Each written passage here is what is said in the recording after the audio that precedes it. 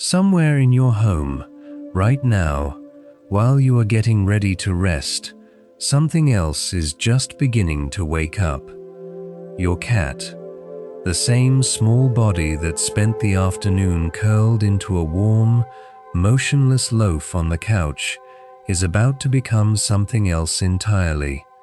When the lights go out and the house grows quiet, your cat steps into a version of your home that you have never truly seen. The walls are the same, the furniture has not moved, but the space itself transforms, filled with sounds you cannot hear, scents you cannot smell, and movements too small and too fast for your eyes to catch. Your cat has always been living two lives under one roof, and only one of them happens while you are watching. Tonight, we are going to slip quietly into that other life. We will follow your cat through 100 small truths about what really happens after dark, from the way its eyes gather the faintest trace of light out of near total darkness, to the strange, ancient hunter that still lives inside its calm, sleepy body. We will wander through silent midnight patrols, sudden bursts of wild energy that seem to come from absolutely nowhere, secret language spoken in tail flicks and slow blinks, and the private world that opens up beyond your window, where shadows and distant birds become an entire universe. We will even peek into the dreaming mind of a sleeping cat and follow the quiet, honest way morning finally comes back around. There is nothing here to startle you, nothing to worry about, just 100 gentle discoveries, each one a small window into a life lived mostly in darkness, unfolding slowly enough for your own eyes to grow heavy along the way.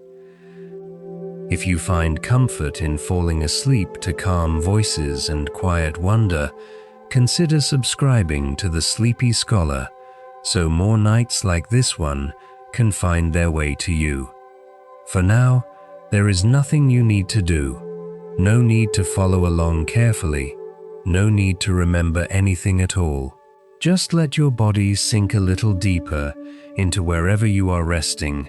Let your breathing slow on its own, and let your mind drift somewhere soft and familiar. Somewhere nearby, a small shape is stretching in the dark, blinking twice, and beginning its nightly journey all over again. Let us begin, gently, as the house falls silent. Part 1. When the house falls silent. Fact 1. Cats do not see in complete darkness, but what they can do with the smallest trace of available light is genuinely extraordinary. A cat's eyes are built to gather and use even the faintest ambient glow with remarkable efficiency, making sense of shapes and movements in conditions that would leave a human eye completely, hopelessly useless. This is not any kind of mysterious gift. It is simply a visual system that was shaped over an enormous stretch of evolutionary time, specifically for the hours after sunset. Think of it like a camera, with its aperture opened as wide as it can possibly go, so wide that even the faint, scattered light of a cloudy night sky becomes enough to form a usable image. Where you see only a wall of blackness, your cat sees the soft outline of the furniture, the pale edge of a doorway, the gentle shape of a room it knows completely by memory and by sight combined. That is enough to move through with quiet, easy confidence. There is something genuinely comforting in this, knowing that your cat is never truly lost in the dark the way you might be. It is simply reading the same familiar room through a softer, more forgiving kind of light. But gathering that ambient light is only half of the story. The other half begins with something you may have noticed without ever quite stopping to think about the way a cat's eyes seem to change completely as the room around them grows dim. Fact 2. As daylight fades and the room around it darkens, a cat's pupils begin to expand, widening steadily until they form two large, almost perfectly round pools that seem to fill nearly the entire visible eye. This is not a trick, and it is not a sign of anything unusual. It is simple, elegant mechanics. A wider opening in the eye allows more of whatever faint light remains to pass through and reach the sensitive cells at the back, much the same way you might open a window as wide as it goes on a dim afternoon. In bright daylight, a cat's pupils do the opposite, narrowing into thin, precise vertical slits that protect the light-sensitive structures behind them from being overwhelmed. But in the dark, they open fully, hungrily, drinking in every last particle of light available.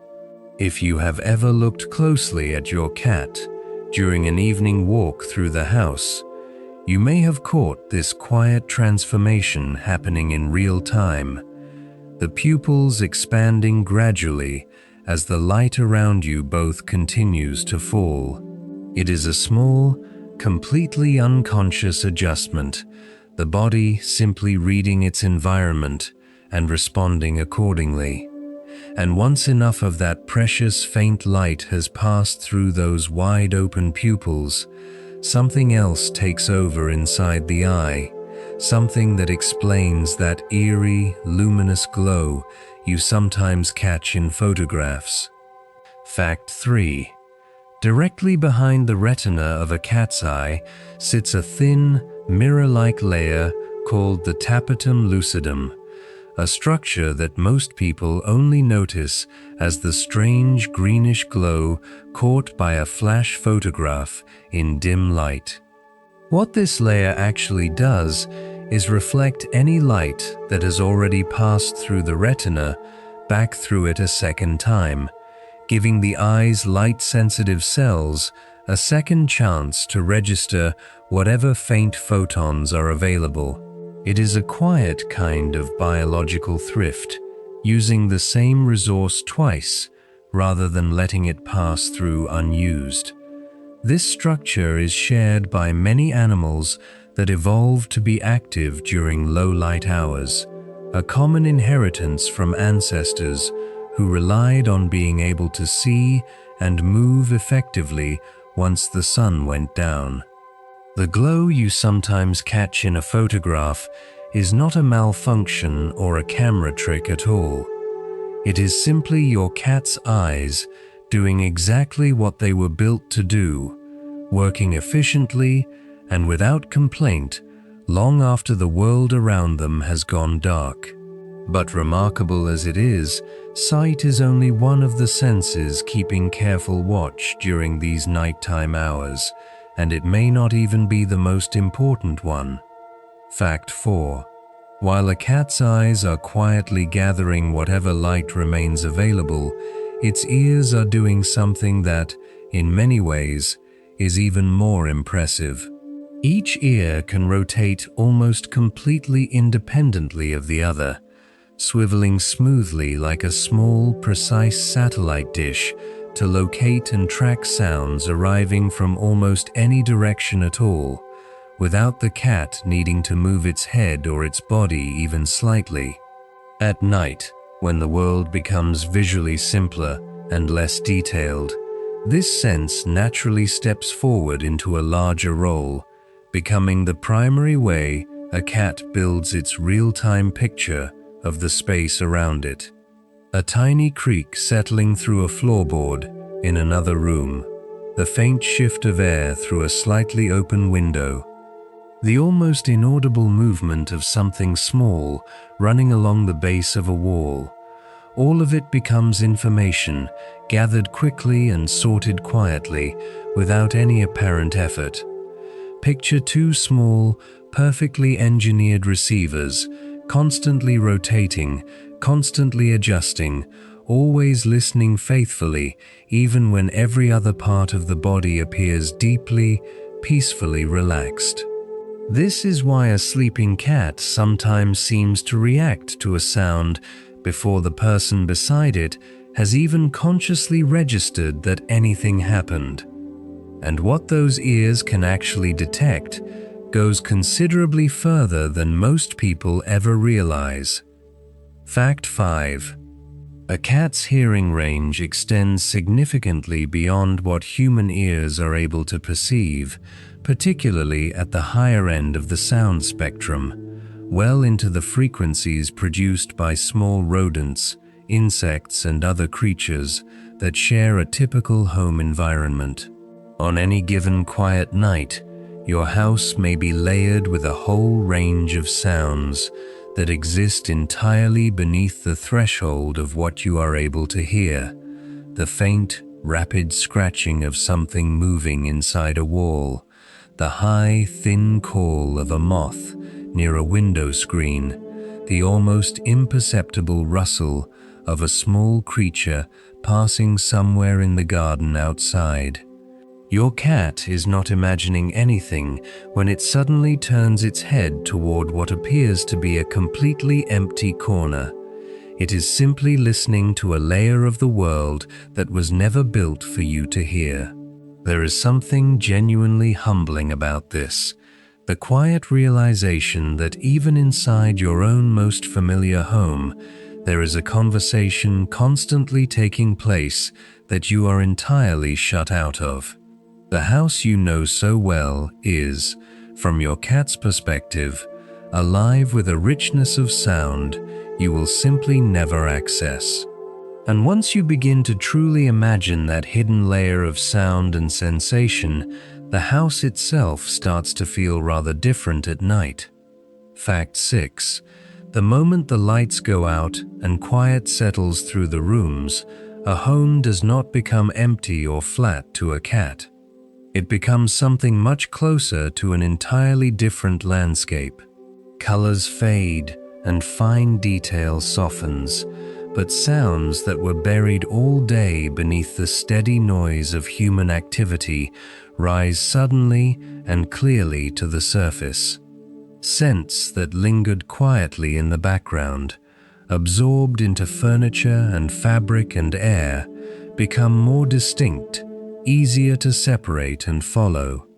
The same living room you walked through without any particular thought this afternoon becomes, after dark, a space worth exploring slowly and deliberately all over again, as though everything familiar about it has been gently reshuffled. For a cat, this nightly transformation is not disorienting or troubling. It is simply an invitation.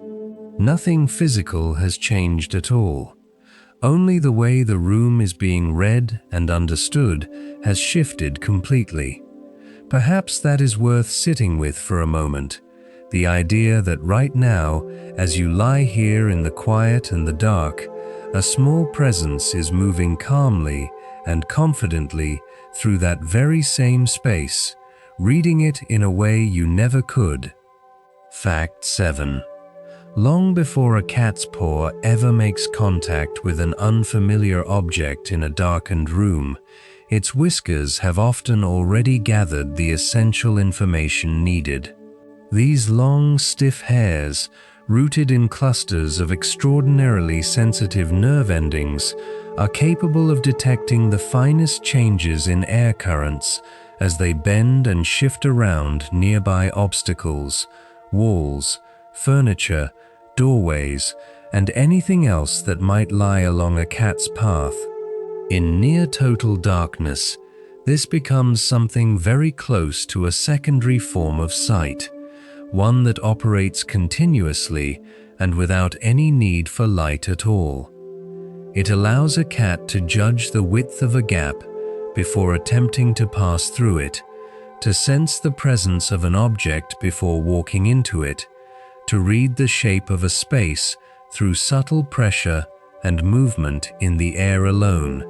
Imagine navigating a completely familiar hallway with your eyes fully closed, one hand trailing lightly but continuously along the wall, feeling your way through by touch and spatial memory combined. That gives some sense of what a cat's whiskers provide, a quiet, ongoing, deeply reliable guide that requires no light and asks for no conscious effort. And alongside all of this, one more often overlooked sense is working just as steadily through the night. Fact 8. Smell, though rarely the first thing people think about when imagining how a cat experiences the world, plays a genuinely significant role in shaping how the nighttime home is understood and navigated. As the activity of the day fades and the air in the house finally settles and stills, the scent trails left behind by family members, other pets, visitors, and the simple passage of daily life become cleaner and easier to detect, less obscured by competing movement and activity. For a cat, this means the house does not only look different after dark, it smells different too, offering a kind of invisible, detailed map of who has been where and when, refreshed and available to be read by anyone sensitive enough to notice it. A cat pausing thoughtfully at the edge of a doorway is not daydreaming, it is reading. This quiet, scent-based map of a familiar home is one of the richest, most detailed sources of information available to a cat throughout the night. And once you begin to imagine this invisible layer of information overlaid across every familiar surface in your home, it becomes rather easier to understand why cats seem so naturally inclined to stay awake and active well into the nighttime hours. Fact 9. Cats are often described by behavioral researchers as crepuscular, meaning their bodies are naturally tuned to be most alert and most active during the dim, transitional hours of dawn and dusk, with a secondary wave of energy that can carry well into the deeper night. This biological rhythm traces back to an old and well-tested strategy, a time when moving and hunting during these particular hours offered real advantages, when prey was active, when light conditions suited a cat's specific visual strengths, and when larger, competing predators were less likely to be at their own peak of activity. Even now, safely inside a warm, comfortable house with no prey to actually hunt and nothing to genuinely fear, that ancient rhythm has never been fully rewritten.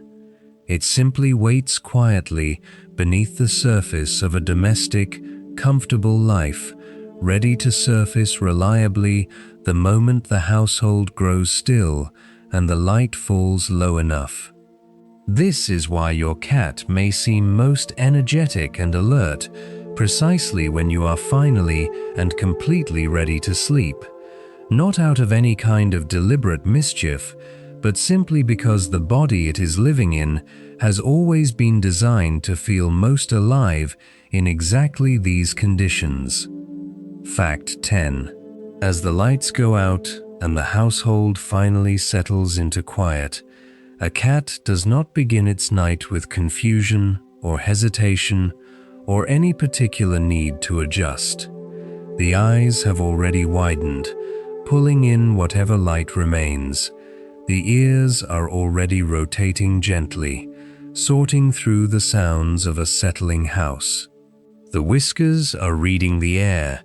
The nose is tracing the slow, quiet map of a familiar space in the dark. And somewhere beneath all of that, an old biological rhythm has already stirred awake, answering a call as old as the species itself. For your cat, darkness is not something to be endured until morning finally comes. It is simply another way of experiencing the same home it has always known, a world built from sound and scent and the faintest available light, moving with quiet confidence through rooms you thought you already knew completely. As you let your own eyes grow heavy and your breathing begin to slow, somewhere nearby, that journey is already quietly, calmly underway. Part 2. The Cat That Never Really Sleeps. Tunt. Fact 11. Cats spend a remarkable portion of their lives asleep, far more hours than most humans would consider normal, and yet this rest looks and functions in ways that are quite different from the long, uninterrupted nights that most people depend on. Rather than sinking into one continuous block of unconsciousness that carries through from dark to dawn, a cat's rest is distributed across many smaller periods, scattered throughout the full 24 hours of the day. Researchers describe this pattern as polyphasic sleep, meaning many phases, as opposed to the single consolidated phase most adult humans follow. This is not a lesser or inferior arrangement. It is simply a different design, one that reflects a very different evolutionary history and a very different relationship with time. Think of sleep not as a long, single tunnel you enter once and exit once, but as a string of smaller, connected rooms, each one entered and left with ease, with short periods of waking between them. Imagining this changes the way a curled, seemingly inert cat on the end of your bed begins to feel. Less like an indulgent, lazy companion, and more like a small creature following a sleep architecture that is simply, honestly, its own. And within that architecture, one particular quality of sleep turns out to be more common and more interesting than most people ever realize. Fact 12. A great many of the rest periods a cat takes throughout the day and night are surprisingly light, closer to a gentle, shallow doze than to anything resembling the deeper unconsciousness of true sleep. During these lighter phases, a cat's body relaxes visibly, its breathing slows, its muscles soften, and it may appear completely at rest to anyone watching. But the senses have not fully withdrawn from the world at all. They remain only partially disengaged, still monitoring the surrounding environment at a reduced but definitely active level. This is why a gently napping cat can sometimes be startled fully awake by a sound so quiet that you yourself barely registered it. A door opening in another room, the soft click of something settling in the kitchen, a change in the texture of the air. These shallow resting periods allow recovery and awareness to exist simultaneously, layered quietly on top of each other rather than alternating in opposition. It is a bit like the state of reading in a quiet room, while still keeping one ear half open for the kettle, present in two places at once, without quite committing fully to either. For a cat, this layered state of light rest and low-level awareness is simply a deeply comfortable, natural place to be. And this quality of light, easily interrupted rest raises a question worth considering quietly. Fact 13. Because so much of a cat's daily rest happens within these lighter, shallower sleep phases, returning to full wakefulness can happen in a matter of just a few seconds, without the heavy grogginess or gradual reorientation that most humans experience when pulled from a similar state. The shift from apparent stillness to complete, functional alertness can feel almost instantaneous from the outside, ears lifting, eyes opening clearly, body already making the small adjustments needed for whatever movement might be required. This rapid return to readiness was, across a very long stretch of evolutionary history, simply a matter of staying alive. An animal that rested but could not rouse itself quickly when circumstances demanded was an animal at a meaningful disadvantage. Now, inside the safety of a warm and familiar home, that same instant transition tends to show up as a cat snapping to full attention the moment a treat bag rustles faintly somewhere in the kitchen, or a bird calls from somewhere just outside the nearest window. There is something quietly impressive about it, even in such a domestic, unhurried context. The ability to move from total stillness to complete readiness without any pause between the two. But not everything happening within a cat's daily rest stays this close to the surface. Fact 14. Alongside the many light, easily interrupted naps that make up so much of a cat's resting day, there are also deeper periods of genuine, restorative sleep, moments where the body becomes almost fully unresponsive to the world around it. Muscles let go completely. Breathing grows slow and deeply regular. The ordinary sounds of a familiar house no longer bring the ears rotating or the eyes flickering open. During these deeper phases, a cat is allowing its body to do the kind of cellular repair and recovery that lighter rest simply cannot provide, restoring energy at a more fundamental level and giving the nervous system time to genuinely reset. These deep periods tend to be shorter in duration than the lighter naps surrounding them, but they are no less important. Watching a cat move naturally between these two very different states throughout a single day has a rhythm to it, a gentle, predictable alternation between the light and the deep, the watchful and the surrendered. It is a little like watching tides move slowly in and out along a quiet shoreline, each phase distinct, each necessary, each flowing naturally into the other. And even during the deepest of these moments, one part of a cat's body often remains quietly, faithfully, on duty regardless. Fact 15. Even while sinking into the deeper stages of sleep, a cat's ears frequently continue to respond to sound, twitching gently or rotating slightly toward a noise without any other part of the body waking or appearing to register it at all.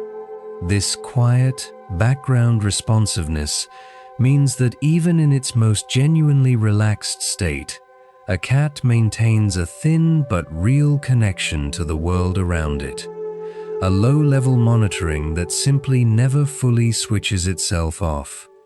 It is not a sign of poor sleep or insufficient rest. It is simply the way the system is built, with awareness and recovery woven together rather than separated into distinct, mutually exclusive states. The image this creates is rather a beautiful one, a small body completely at ease, muscles loose, breathing steady and slow, and yet somewhere in the architecture of that resting body, a quiet, faithful sentinel still turning gently toward the world. You might think of it like a parent sleeping lightly enough that any sound from a child's room would reach them instantly, body resting, attention never entirely absent. For a cat, this combination of genuine rest and steady background awareness is simply a seamless, comfortable feature of how sleep actually works. And this persistent, low-level readiness may help explain a pattern that many cat owners notice across weeks and months of shared life together. Fact 16. After a period of particularly intense activity, Whether that means an energetic and extended play session, an unusually eventful afternoon, or simply a day filled with more stimulation than usual, cats often follow those active stretches with noticeably longer or more settled periods of sleep.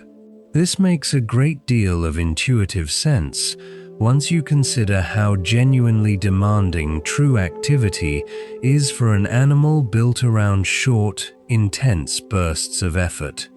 When a cat has been fully engaged, physically and mentally, its body needs real time to recover, to let tired muscle fibers repair themselves and an alert, stimulated nervous system finally settle back into calm.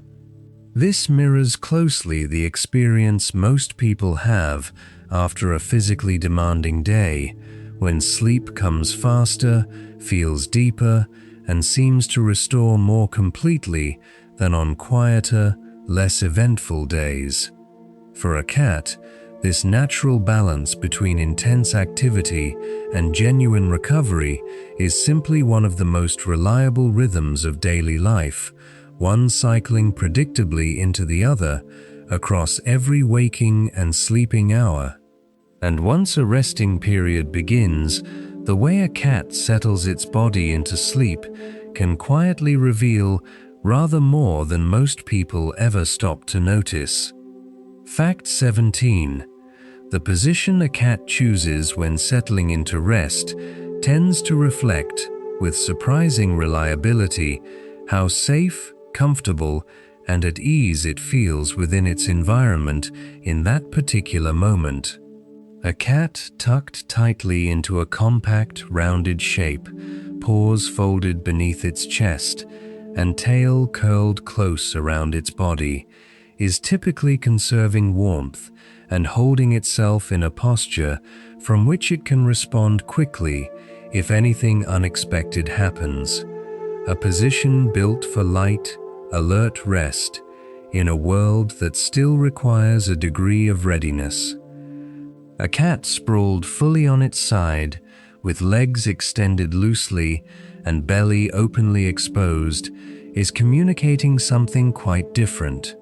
A genuine, settled sense of safety and comfort, a willingness to be vulnerable because nothing in its environment currently suggests that vulnerability carries any real risk.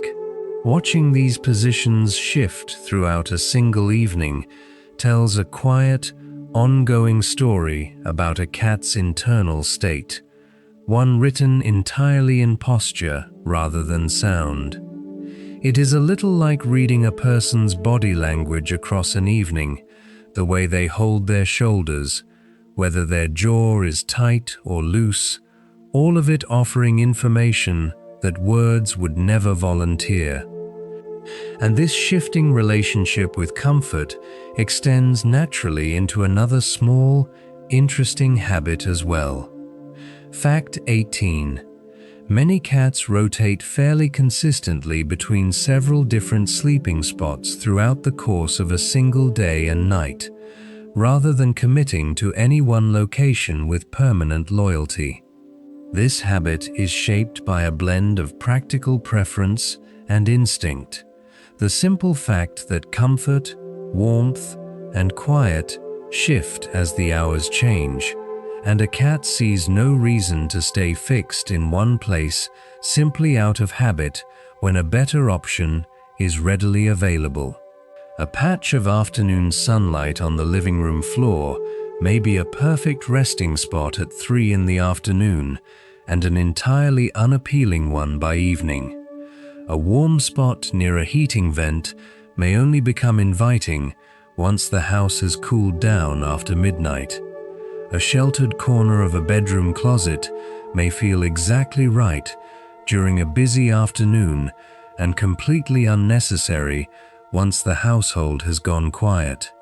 Following a cat through its various chosen resting places across a full day is a little like watching someone quietly rearrange their seat throughout a long afternoon as the light in the room shifts and changes, not restless, simply attentive to the kind of conditions that make rest feel genuinely good rather than merely acceptable.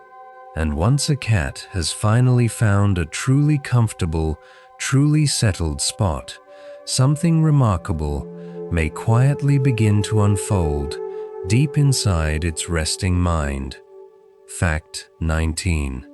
During the deepest periods of sleep, a resting cat may occasionally begin to twitch its paws with small, irregular movements, flick its tail in brief, seemingly purposeless gestures, or produce sounds so faint they are barely audible even in complete silence. These small physical signs are widely understood by researchers as indicators that dreaming of some kind is likely taking place, the sleeping body briefly and partially acting out whatever experience the sleeping mind is currently engaged with. The nature of these experiences cannot be known directly, but the physical evidence is fairly compelling. Movements that correspond in shape and rhythm to familiar waking behaviors like reaching, running, or the quick, reflexive motion of a paw striking at something just within range. Watching a cat produce these small, private movements in sleep is a quietly moving experience, a small and accidental glimpse into an inner world that is usually entirely invisible. A life lived so completely in the body, expressing itself in miniature even while that body is completely still. And this brings us naturally to a question that opens something quite beautiful if you let it settle properly. Fact 20. During the sleep stages associated with dreaming, a cat's brain does not go quiet or idle. Research into feline sleep has found that certain stages of deep rest produce brain activity patterns that look, in some meaningful ways, quite similar to the patterns recorded during active, fully awake behavior. The body lies still, the muscles are relaxed, the breathing is slow and steady. And yet somewhere inside all of that outward stillness, the brain continues working, processing, perhaps replaying, perhaps doing something that has no tidy human word for it at all. This ongoing internal activity during apparent stillness is one of those details about sleep that rewards a moment of genuine contemplation. Your cat, curled warm and motionless beside you tonight, may be resting its body completely, while some private, internal version of its life continues moving forward without you. Two lives running quietly alongside each other in the same dark room, each one unknowable to the other in the most fundamental way, each one somehow made more comfortable by simply being near. Part 3. The Hunter Awakens. Fact 21. As the night deepens and the world around a cat grows quiet and still, something old and instinctive tends to stir gently within it, a readiness for movement and pursuit that traces back through an enormous stretch of evolutionary history to a time when these very conditions were the signal that the most important part of the day was only just beginning. Darkness itself does not create this instinct, but it does create the right conditions for it to surface. Fewer distractions competing for attention, less noise masking the small sounds worth tracking, and a stillness that makes even the most subtle movement easier to notice and harder to ignore. This is a meaningful part of why cats often seem most alive and most alert precisely when the household around them has finally settled down for the night. It is not a quirk. It is not mischievousness directed at anyone. It is simply a biological signal being answered, reliably and without apology, in the way it was always meant to be answered. Think of it as a switch that evolution never removed, only quieted during the brighter, noisier hours when acting on it would offer little advantage. As soon as the conditions are right, that switch moves toward ready all on its own. And what makes this instinct particularly interesting is how little it actually requires in order to activate. Fact 22. One of the more surprising things about a cat's drive to stalk and chase is that it does not depend on hunger in the way many people would naturally assume. A cat that has eaten a full, satisfying meal just an hour earlier may still crouch low at the sight of a moving shadow, lock its gaze onto a rolling toy, or spend 20 focused minutes pursuing a rustling paper bag across the kitchen floor. This tells us that the hunting impulse and the need for food, while obviously related through evolution, function as somewhat separate systems within the brain and body. The desire to hunt does not switch on because the stomach sends a signal. It responds instead to the presence of the right kind of movement, the right kind of opportunity. It is a little like how a person might absent-mindedly reach for a puzzle or pick up a skipping stone at the edge of a lake, not out of any practical need, but simply because the mind finds a certain kind of challenge genuinely satisfying in itself. For a cat, the act of hunting is not merely a means to an end. It carries its own rewards, in focused attention, in physical engagement, in the deep satisfaction of a body doing exactly what it was shaped to do. And understanding this changes what you notice about how little it actually takes to trigger it. Fact 23. A cat's visual system is specifically and powerfully tuned to detect motion, even motion so brief or so small that a human eye in the same moment would likely register nothing at all. A curtain shifting imperceptibly in a draft of air from a heating vent, a spider moving quickly across a pale wall, a scrap of paper sliding an inch across a smooth floor when disturbed by the faintest vibration. Any of these can be enough to capture a cat's complete, immediate, undivided attention, locking it onto the moving object with an intensity that can look almost startling from the outside. This heightened sensitivity to movement, rather than to color or fine static detail, reflects a visual system built around one primary task: locating and tracking potential prey rather than appreciating a static landscape. It is a little like having a sophisticated motion alarm wired directly into the visual cortex, quiet and entirely inactive until that one specific kind of signal arrives, and then completely impossible to ignore. The world your cat moves through is, because of this, constantly flickering with small potential points of interest that remain entirely invisible to you.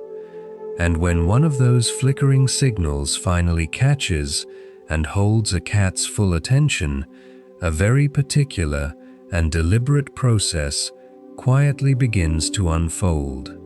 Fact 24. Before a cat leaps toward anything that has genuinely caught its interest, it almost invariably pauses first, lowering its body slowly toward the ground, narrowing its focus until the target fills its entire attention and becoming almost perfectly, deliberately still.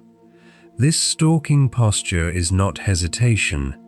It is not indecision. It is the careful, conscious gathering of everything the body needs before committing fully to movement. During these moments of stillness, muscles are tensing slowly and precisely along the hindquarters and spine, energy accumulating like compression in a spring, while the eyes measure distance and the brain calculates timing. The tail may flick once, twice, a small involuntary leak of intensity from a body otherwise impressively controlled. This pause before movement can last just a few seconds or stretch into something much longer, depending on what the cat is reading about the target, its speed, its predictability, the angle of approach, the exact right instant to commit. It is remarkably similar to the moment a skilled athlete holds completely still before releasing a precise, explosive movement. Stillness used not as its opposite, but as its necessary foundation. Watching a cat hold this posture in the soft quiet of a nighttime room is watching something ancient and practiced, patience and precision together, waiting for exactly the right moment. Fact 25.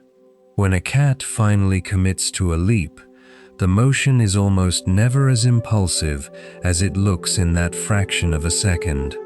What appears to be a sudden, instinctive explosion of movement is actually the output of a very fast and largely unconscious set of calculations involving distance, angle, timing, and the predicted behavior of whatever is being approached. A cat's body is extraordinarily well suited to this kind of precise, powerful movement. The strong, coiled muscles of the hindquarters store and release energy efficiently in a single fluid motion, while a remarkably flexible spine allows for fine adjustments in trajectory even after the leap has already begun. Mid-air corrections made too quickly for conscious thought and too smooth to appear deliberate. The result is movement that can look almost effortless, despite the complex physical coordination actually required to produce it. It is a little like watching a skilled diver adjust their body shape and entry angle mid-fall, a process built from training and instinct so deeply integrated that it happens entirely below the level of deliberate decision. For a cat, this quality of movement is not a performance. It is simply instinct fully expressed, a brief, controlled burst of a body doing exactly what it was designed for, and making all of that precision possible from the very beginning is one more feature working quietly at every step. Fact 26. The soft, layered padding on the underside of a cat's paws is one of the more quietly remarkable features of an animal built around the element of surprise. These pads absorb both impact and sound with impressive efficiency, allowing a cat to move across almost any surface, hardwood floor, tile, bare countertop, with a lightness that can feel almost uncanny compared to what you might expect from an animal of its size. This natural silence is not something a cat has to consciously maintain or remember to produce. It is simply built into the structure of how it moves, a feature as automatic as breathing. During the slow, careful approach phase before a pounce, this quiet becomes especially valuable, allowing a cat to close distance without announcing its presence through the sound of footsteps. It is a little like the difference between crossing a room in hard-soled shoes and crossing it in thick, soft socks, one announcing every step, the other leaving the air undisturbed. In the context of hunting, this distinction matters enormously. And even with paws this well suited to quiet movement, the approach to any target still benefits from one more source of fine, ongoing spatial awareness that sight alone could never quite provide. Fact 27. A cat's whiskers contribute meaningfully to the hunting process in a way that goes beyond simple navigation through dark spaces. As a cat, draws steadily closer to a target during a stalk, its whiskers help gauge the precise distance between the cat's own body and whatever it is approaching, detecting subtle changes in air pressure and providing a continuous, real-time sense of exactly how close actually is. This becomes particularly valuable in the final moments of an approach, when exact timing and precise positioning determine whether a pounce connects cleanly or misses entirely. The whiskers function almost like a built-in measuring instrument, always active, always quietly refining the spatial picture that the eyes alone are providing. Together, precise vision, near-silent movement, instantaneous muscle response, and this whisker-assisted spatial awareness form a hunting system that is genuinely impressive in its completeness, not because any single component is overwhelming on its own, but because each one supports and sharpens the others so well. And understanding how complete and how carefully integrated this system really is helps make sense of something most cat owners have noticed but may never have fully thought through. Fact 28. Small, fast, unpredictable movement holds a particular and lasting fascination for cats that large, slow, or steady movement simply does not.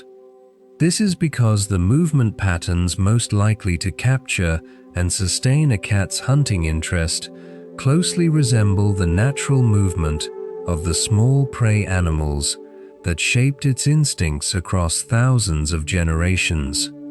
A toy that darts suddenly to one side, reverses direction without warning, or moves in quick, irregular bursts rather than smooth, predictable arcs, is engaging something far older and more fundamental than simple playfulness. It is tapping directly into a pattern recognition system tuned specifically to the kind of behavior that has always marked the difference between a target worth pursuing and background movement worth ignoring. This is why a simple scrap of foil, crumpled loosely and flicked across the floor, can sometimes hold a cat's attention more effectively than an elaborate and expensive toy that moves in smooth, easily anticipated circles. The shape barely matters at all. The movement is everything, and once you understand this, it becomes much easier to see why staying active and engaged is so important for a cat that no longer has access to actual prey. Fact 29. For cats living entirely indoors, toys and dedicated play sessions serve as genuinely important substitutes for a form of activity that instinct never stops quietly calling for, regardless of how comfortable or well-fed daily life might be. The opportunity to stalk, chase, pounce on, and briefly catch a toy allows a cat to move through the full natural arc of hunting behavior in a way that simply sleeping, eating, and resting together cannot provide. Without this kind of outlet, the energy and instinct that would otherwise flow into hunting behavior needs somewhere to go. It often finds its way into restlessness, sudden and intense bursts of activity at inconvenient hours, or a somewhat unsettling fixation on moving feet and ankles as viable targets. Regular play, particularly in the evening when the natural rhythm is already inclined toward activity, provides a healthy, satisfying, and relationship-friendly release for drives that are not going to disappear simply because modern life makes them unnecessary. In this sense, the play session you share with your cat is not a luxury or a bonus. It is a real and meaningful part of keeping a small, instinct-driven creature genuinely happy and at ease. And beneath every single game, no matter how simple, one quiet truth remains. Fact 30. No amount of domestic comfort, no depth of routine, no softness of bed or reliably full food bowl has removed the hunter from the animal that shares your home. It is still there, patient and complete, carried forward through every generation of cats that came before this one, waiting quietly beneath the surface of a life that may look nothing like the one it was built for. This is not something that needs to be corrected, managed, or apologized for. It is simply part of what a cat fundamentally is: an old, complete, and still functional set of instincts wrapped gently inside a modern, comfortable, deeply domesticated life. Watching a cat crouch and stalk and leap at a toy across your living room floor, you are watching something that stretches back in an unbroken line across thousands of years of individual cats doing the same movement with the same focus and the same satisfaction. There is something quietly beautiful in that continuity, a reminder that underneath all the softness and the familiarity of daily life together, a small, capable, ancient thing is still very much alive and present. And once that hunting energy has found its outlet and finally quieted, a different but equally familiar kind of nighttime behavior tends to follow quite naturally in its wake. Part 4. The Midnight Patrol. Fact 31.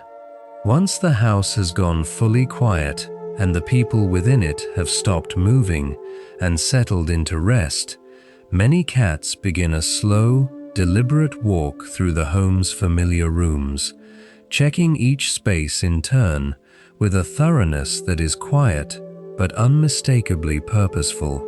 This behavior, often described simply as a nighttime patrol, appears to be driven by a combination of deep instinct and the specific kind of comfort that only comes from confirming with direct sensory evidence that everything remains exactly as it should be. Doorways are paused at, corners are glanced into, favorite spots are briefly revisited, surfaces are checked. The route may look casual from the outside, but there is a structure to it, a sequence that tends to repeat night after night with only small, natural variations. For a cat, this is not idle wandering without purpose. It carries a quiet, genuine sense of importance, even if translating that importance into human terms is not entirely straightforward. Think of it as the feline equivalent of walking through your own home before bed, trying the lock on the front door, checking the stove is off, glancing into each room in turn, not because you genuinely expect to find anything wrong, but because the act of checking is itself what brings the sense of reassurance you are looking for. For a cat, the checking is the point, and to move through a large, complex home so calmly and so efficiently in the dark, a cat must be drawing on something far more detailed than mere familiarity. Fact 32. A cat builds and maintains an extraordinarily detailed internal map of its territory through a continuous, layered process involving sight, scent, sound, and memory, updated constantly and revised whenever something new presents itself. Scent plays a particularly significant role in this mapping process. As a cat moves through its familiar spaces over days and weeks, it naturally deposits small traces of its own scent throughout those spaces, through gentle rubbing of its face and body against surfaces, rather than through any deliberate marking effort. These traces accumulate into a kind of invisible, ongoing record of occupancy and familiarity, a scent-based fingerprint overlaid across every surface and corner of the home. Any disruption to this scent map, a new piece of furniture, a rearranged room, an unfamiliar smell introduced from outside, registers immediately and draws attention that a human visitor to the same space might never notice at all. It is a little like retracing a well-loved path through a familiar landscape so many times that the route becomes embedded in the body itself, available to follow in complete darkness without any need for conscious direction. For a cat, this constant quiet mapping is simply part of how a home is known, not as a collection of visual memories, but as something richer, more detailed, and more immediately available than that. And this richly maintained internal map gives rise to something that many cat owners notice without quite knowing how to explain it. Fact 33. Over time, most cats develop a remarkably consistent patrol route through their home, a preferred sequence of spaces visited in roughly the same order night after night, with only small, natural variations introduced by whatever specific detail has drawn their attention on a given evening. This consistency is not random or coincidental. It likely reflects the development of a route that has, through repetition, become genuinely comfortable, a path whose sequence matches a cat's internal sense of how its territory is best understood and confirmed. Checking the kitchen before the hallway, pausing at the window before circling back through the living room, stopping briefly near the bedroom door before heading toward a favorite high vantage point, these sequences can become so regular that a cat barely seems to think about them at all, moving along the familiar path with the ease of something thoroughly habitual. It is a little like taking the same familiar walk through a neighborhood each evening without any need to decide which way to turn, the route carried in the body rather than in any active plan. For a cat, this consistency is part of what makes a patrol feel genuinely satisfying rather than simply repetitive. And along that nightly route, there is almost always one stop that feels like anything but coincidence. Fact 34. A great many cats include a stop beside, or briefly upon, a sleeping person's bed as a regular feature of the nighttime patrol, sometimes pausing only momentarily, sometimes lingering at the bedside for considerably longer. This is very rarely accidental, or even primarily about affection, though affection may well be part of it. More fundamentally, it appears to reflect a cat's understanding that the people within its household are important components of its territory, familiar and trusted elements of the environment it monitors and maintains. Checking that a trusted person is present, still and undisturbed is, from this perspective, simply another form of the same monitoring a cat applies to rooms and doorways and windows throughout the rest of its patrol. It is the environment check extended to its most valued residents. Think of it as a quiet, understated form of care, the kind that does not announce itself or ask for acknowledgement, but simply happens faithfully and without fanfare in the dark hours when no one is likely to notice it at all. You may sleep through 100 of these small nighttime checks without ever being aware of a single one. And from the bedside, the patrol typically continues outward toward the boundaries of the home itself. Fact 35. Doors and windows receive particular and consistent attention during a cat's nighttime rounds, often holding a cat's focus for longer than any other single location it visits. This makes a natural kind of sense. Doors and windows are the places where the familiar, controlled interior of the home meets the unknown and uncontrolled world beyond it. They are the boundaries of the territory, and boundaries, in the instinctive logic of a territorial animal, deserve more careful attention than the settled, familiar interior they enclose. A closed door may be sniffed thoroughly along its bottom edge, where air passes more freely and carries more information. A windowsill may be checked and rechecked on a night when outside sounds are slightly different or more active than usual. These are not neurotic or anxious behaviors. They are simply the natural expression of an animal designed to take the edges of its territory seriously, to know what lies on the other side of every boundary, and to monitor for changes at those edges with steady, unhurried care. And when something at one of those boundaries sounds different from what it should, a cat's response is immediate and unmistakable. Fact 36. Cats respond to unexpected or unfamiliar sounds with a speed and completeness that can feel almost startling to a person witnessing it. A furnace clicking on for the first time in weeks. A floorboard settling under the slight temperature change of a cold night.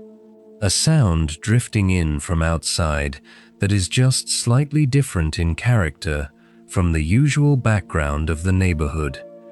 Any of these can bring a cat to complete, rigid stillness mid-step, ears rotating instantly and precisely toward the source, while the rest of the body holds perfectly, patiently still. This is not an overreaction. It is a finely calibrated sensory system doing exactly what it was shaped to do, flagging the unfamiliar and holding it under attention until it can be assessed and classified. In most cases, the sound proves to be nothing of consequence. The assessment is made quickly and quietly, and the patrol continues as though the interruption never happened. It is a little like the way a person instinctively glances up from what they are reading when an unexpected sound enters a quiet room, briefly attentive, quickly satisfied, and then returned, without fuss, to whatever they were doing before. For a cat, this moment of heightened attention is simply responsible territory management, and certain locations within the home consistently attract a cat's attention for reasons that have nothing to do with sound at all. Fact 37. Height is something cats reliably seek during nighttime hours, whether that means the top of a bookcase, a high shelf, the broad back of a sofa, or a windowsill elevated enough to provide a clear view of the room below. The appeal of elevation is deeply practical. From a higher position, more of the surrounding environment becomes visible at once, offering a wider, less obstructed picture of everything happening within the space.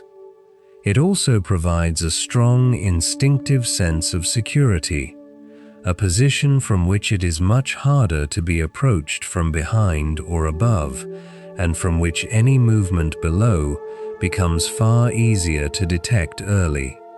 This combination of enhanced visibility and reduced vulnerability is hard to overstate in terms of its appeal to an animal whose instincts were shaped in an environment where both of these qualities genuinely mattered. Even in the complete safety of a modern home, where neither of these concerns carries any real weight, the preference for height persists as naturally and reliably as breathing. A cat settled high on a bookcase in the quiet of midnight is not simply seeking a comfortable perch. It is placing itself exactly where something in its nature has always felt most at ease. And alongside this preference for height, darker, more enclosed spaces hold their own distinct and complementary appeal. Fact 38. The deep shadow beneath a sofa, the sheltered interior of a half-open closet, the dim and enclosed corner behind a piece of furniture. These spaces attract cats with a consistency that makes immediate sense once you understand what they offer. Cover and concealment provide a fundamentally different kind of security from height, one that works not by seeing more clearly, but by reducing the degree to which a cat itself can be seen. In a world shaped by the logic of predator and prey, being able to observe without being observed is an enormous advantage, and enclosed, shadowed spaces provide exactly that. A cat, resting in a darkened corner, is not hiding from anything in any troubled or anxious sense.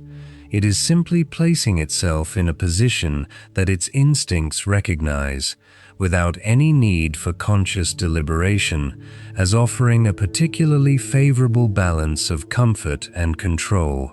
There is a deep, settled quality to the rest that cats take in these enclosed, sheltered spots that is noticeably different from the rest taken in more exposed locations.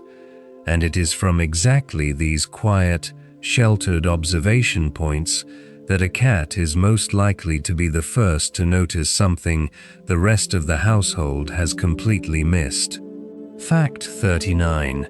Cats detect changes in their familiar environment with a sensitivity that consistently exceeds what most people would expect from an animal also capable of sleeping through a thunderstorm. A chair moved 3 inches from its usual position. A new bag left on the floor near the entrance. A familiar piece of furniture rearranged to the other side of a room. A smell that was not present this morning, carried in on clothing or packages from outside. Any of these will typically draw a cat's careful, investigative attention long before any person in the same household has consciously registered that anything is different at all. This acute environmental awareness likely stems directly from that continuously maintained scent and memory map, which registers disruption the way a precisely tuned instrument registers a false note, immediately, clearly, and without any need to consciously compare the current state to a remembered one. The comparison happens automatically, below the level of deliberate thought. It is a little like immediately noticing that a single photograph on a wall you pass every day has been shifted slightly, even when you could not have told anyone beforehand exactly where it had been hanging. For a cat, this kind of environmental awareness is simply part of how familiar space is experienced. And once every corner has been visited, every boundary checked, and no disruption has been found worth further investigation, the nightly patrol finally begins to wind itself naturally toward a close. Fact 40. As the patrol draws toward its end, and the accumulated evidence of a careful, thorough survey confirms that the home remains settled and unchanged, a cat's body typically begins to release some of the low-level alertness it has been carrying through the night, muscles easing slightly, movement slowing, the quality of attention shifting from active monitoring towards something softer and more receptive. A final resting spot is chosen, often somewhere already established as safe and comfortable through many previous nights of use, and the body settles into it with a completeness that is different in character from the lighter, more provisional resting of the earlier part of the night. This shift from vigilance to genuine rest is gradual and quiet, easy to miss if you are not watching for it specifically. It is a little like the way a person finally lets go of the small, background awareness they have been carrying through a long evening once the last task is finished, the last door checked, the last light turned off, and the bed finally claimed for real. For a cat, this closing of the patrol into rest is not simply the end of activity. It is a small, daily act of earned satisfaction, the completion of a task faithfully carried out. And in the quiet that follows, a very different kind of energy often announces itself without any warning at all. Part 5. The Mystery of the Midnight Zoomies. Fact 41. One of the more reliably startling experiences of living with a cat is the moment when a completely still, apparently peaceful house is suddenly transformed by the sound of small paws moving at full speed through a hallway, launching off a piece of furniture and then reversing direction without any apparent deceleration, before beginning the whole sequence again from somewhere else entirely. This explosion of frantic, high-speed movement in the middle of what had appeared to be a settled night can feel genuinely bewildering the first few times it happens, not least because it arrives without any warning and disappears just as suddenly as it began. The phenomenon has acquired the affectionate name Midnight Zoomies among cat owners, and it is, once understood, one of the more endearing expressions of feline nature available to observe at close range. There is nothing alarming happening, nothing is wrong. No predator has been detected, and no emergency is unfolding anywhere in the house. What is happening is simply a small body releasing a very particular kind of built-up energy in the only way that fully satisfies it, which is to say, at high speed and with total commitment. Understanding where that energy comes from and why it needs to go somewhere at all makes the experience far less mysterious and considerably more entertaining. And the first thing worth understanding is what these episodes are almost certainly not a sign of. Fact 42. Despite the impression of pure, unhinged chaos that a cat in full zoomy mode can create, particularly on a hard floor at 2 in the morning, these episodes are not indicators of anything wrong physically or psychologically. Cats experiencing the midnight zoomies are not distressed, not confused, not frightened, and not displaying the signs of any condition that requires attention or correction. Veterinary behaviorists regard sudden bursts of intense, rapid movement as a completely normal feature of feline behavior, particularly common in younger and more energetic cats, but by no means limited to them. What looks from the outside like a brief surrender to pure, uncontrolled wildness is, from a biological perspective, simply a healthy nervous system doing what healthy nervous systems in active animals are designed to do, finding an outlet for accumulated energy that has built up past the point where it can be comfortably contained any longer. The parallel in human experience might be the irresistible urge to stretch and move after sitting still for too long, the need coming not from the mind, but from the body itself, impossible to override indefinitely and entirely natural once it finally arrives. Reframed this way, the midnight zoomies become not a problem to be managed, but a small, honest, rather joyful expression of a body working exactly as it should. The more interesting question is where all that stored energy actually comes from. Fact 43. A typical day for an indoor cat involves a great deal of rest and a relatively modest amount of genuine physical exertion. Even a cat that plays regularly throughout the day tends to distribute its activity in short, relatively low-intensity bursts, separated by extended periods of stillness, rather than sustaining any kind of prolonged physical output across a continuous stretch of hours.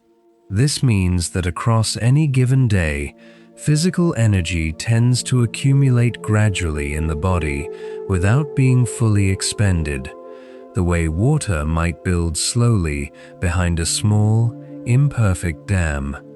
By the time evening arrives and the household has gone quiet, that accumulated energy can reach a level that simply needs somewhere to go.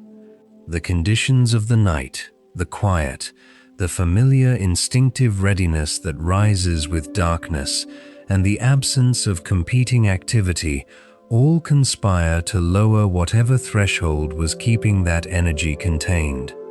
What follows is not chaos. It is more like a controlled release, the body finally finding permission to express what it has been holding through the quieter hours of the day.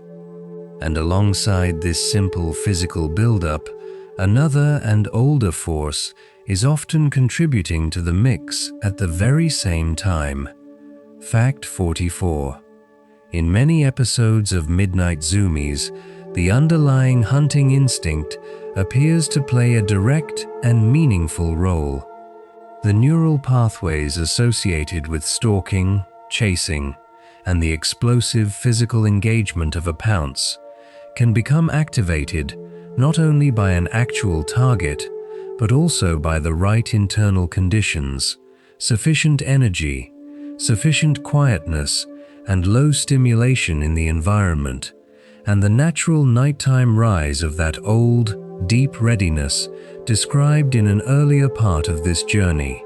When these conditions align, the body may effectively begin running through the motions of a hunt without any actual prey to organize the behavior around, producing the characteristic sequence of sprint, sudden stop, crouch, sprint again that makes a zoomy episode look so simultaneously purposeful and directionless. In a sense, the cat may be hunting something that exists only as a felt internal impulse rather than as any visible external target, fully engaged with an ancient behavioral sequence that does not require a mouse to be meaningful to the animal experiencing it. It is a little like a musician who suddenly needs to play, not because a performance is scheduled or an audience is waiting, but simply because the music has been building inside them and must, at a certain point, come out. The activity carries its own meaning and its own satisfaction, entirely independent of any practical outcome. Fact 45. One of the more peculiar features of a full zoomy episode, and one that contributes significantly to its overall impression of barely contained chaos, is the way it ends. After what may be 30 seconds or 3 full minutes of apparently limitless speed and energy, a cat will simply stop. Not slow down gradually, not ease into stillness over a few transitional steps. Stop with a completeness and an immediacy that can look almost comical given the intensity of everything that came immediately before it. One moment, the entire house is reverberating with the sound and energy of a small creature at full sprint. The next moment, perfect stillness, the cat sitting calmly somewhere as though nothing at all had just happened, wearing an expression of mild, dignified interest in something happening approximately 3 feet away. This sudden cessation reflects the way bursts of energy in a system built for short, intense effort actually work. They do not taper, they discharge, completely and all at once, and then they are simply finished. The system resets rapidly, the nervous system calms, and the animal returns to its ordinary state with no apparent need for any transition period at all. It is, when you think about it, rather an efficient design. Fact 46. During the height of a Zumi episode, a cat treats the entire three-dimensional space of the home as available territory for movement, not limiting itself to floor level, but using furniture, countertops, and elevated surfaces as launch points, landing pads, and intermediate destinations in a route that can cover an impressive amount of vertical as well as horizontal distance in a very short span of time. The bookcase becomes a destination. The back of the sofa becomes a runway. The chair cushion becomes a springboard. This willingness to move vertically as well as horizontally reflects both the physical capability and the instinctive comfort with height and elevation explored earlier, expressed now not in calm, deliberate perching, but in fast, dynamic, whole-body movement through a space that a cat genuinely knows well enough to navigate at speed without pausing to plan. What appears reckless to a watching human is, in most cases, actually quite precisely calibrated. A cat's spatial awareness and physical coordination are both operating at full capacity during these episodes, not suspended by excitement, but engaged by it. The body moving fast and still moving with genuine accuracy. The furniture emerges unharmed. The cat emerges satisfied. The only real casualty is the sleep of whoever was in the room at the time. Fact 47. For many cat owners, the specific temporal signature of a Zumi episode is as familiar as the episode itself, arriving with particular reliability somewhere in the quieter hours between midnight and 4 in the morning, when the household is at its most settled and the natural instinctive rhythm of the cat is at one of its most active peaks. The timing is not accidental or spite-driven, despite the impression it can give at that particular hour. It reflects the same biological pattern discussed earlier, the crepuscular and nocturnally influenced rhythm that makes these specific hours ones of heightened readiness and energy for the cat experiencing them. The footsteps in the hallway at 3 in the morning are not an attempt to communicate anything. They are simply a body following its own clock with admirable consistency and complete indifference to the schedules of everyone else in the building. It is a little like living with someone whose working hours are exactly reversed from your own, and who is simply, cheerfully, going about their day while yours has paused for the night. No malice, no message, just a different rhythm, running faithfully alongside yours in the same shared space. Fact 48. Not every Zumi episode involves another creature, a toy, or any kind of external target at all. Cats are fully capable of generating and sustaining these intense, self-directed bursts of activity entirely on their own, without the participation of another animal, a person, or any object beyond the general architecture of the room itself. This capacity for solo, self-generated play and physical engagement is one of the more straightforwardly impressive features of feline psychology, reflecting a degree of internal richness that does not depend on external stimulation to find expression. A cat chasing nothing visible across a bare floor is not confused or deprived. It is engaging with something internal, some combination of felt impulse and instinctive response that is real and meaningful within the cat's own experience, even if entirely invisible from the outside. It is a little like a child inventing a complex imaginary game in an empty room, the game entirely real and entirely satisfying to the child playing it, invisible and perhaps puzzling to anyone observing without access to the internal experience generating it. For a cat, this capacity for self-generated activity is simply a natural feature of a rich and independent inner life. Fact 49. Over time, many cats develop what amounts to a personal zoomy schedule, a reliable tendency for these energetic episodes to occur around the same general time each night, following broadly similar patterns through the familiar space of the home. This consistency suggests that what begins as a spontaneous discharge of built-up energy may, through repetition, gradually acquire some of the character of a small, habitual ritual, woven into the predictable rhythm of the cat's nightly routine as naturally as the patrol or the window watch. The household, in turn, often begins to anticipate it in a similarly habitual way, that particular hour of the night becoming associated with the sound of small paws, regardless of whether it is currently happening.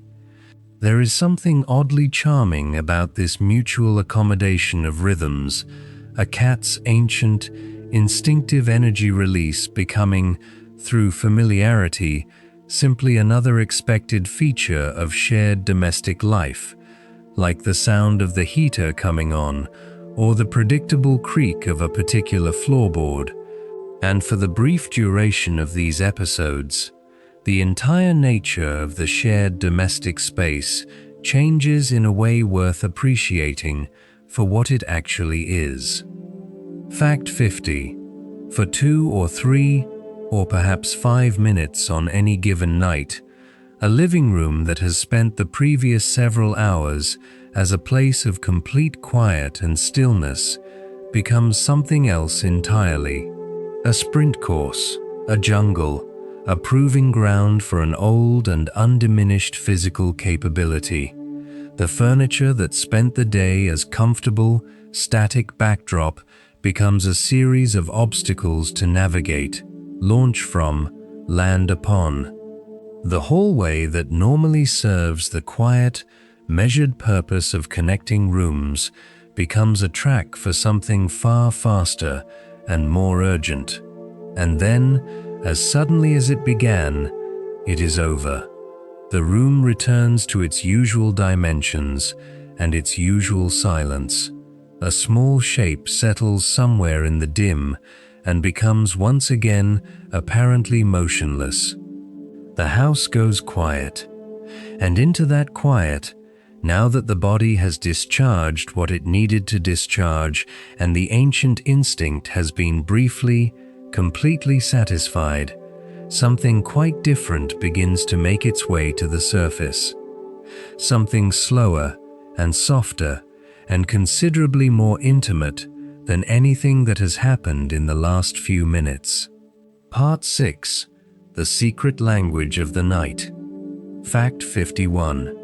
When a cat produces a meow in the quiet hours of the night, that sound is doing something more deliberate and more specifically directed than most people realize. Interestingly, adult cats essentially do not meow at one another under normal circumstances. This particular vocalization, which a kitten uses to communicate with its mother, is retained into adulthood almost exclusively for use in communication with humans, which means any meow you hear from your cat is, in a very real sense, a message meant specifically for you. What that message contains can vary considerably. A short, soft meow might be little more than a greeting, an acknowledgement of shared space. A longer, more insistent sound might indicate a specific need: food, water, access to a closed room.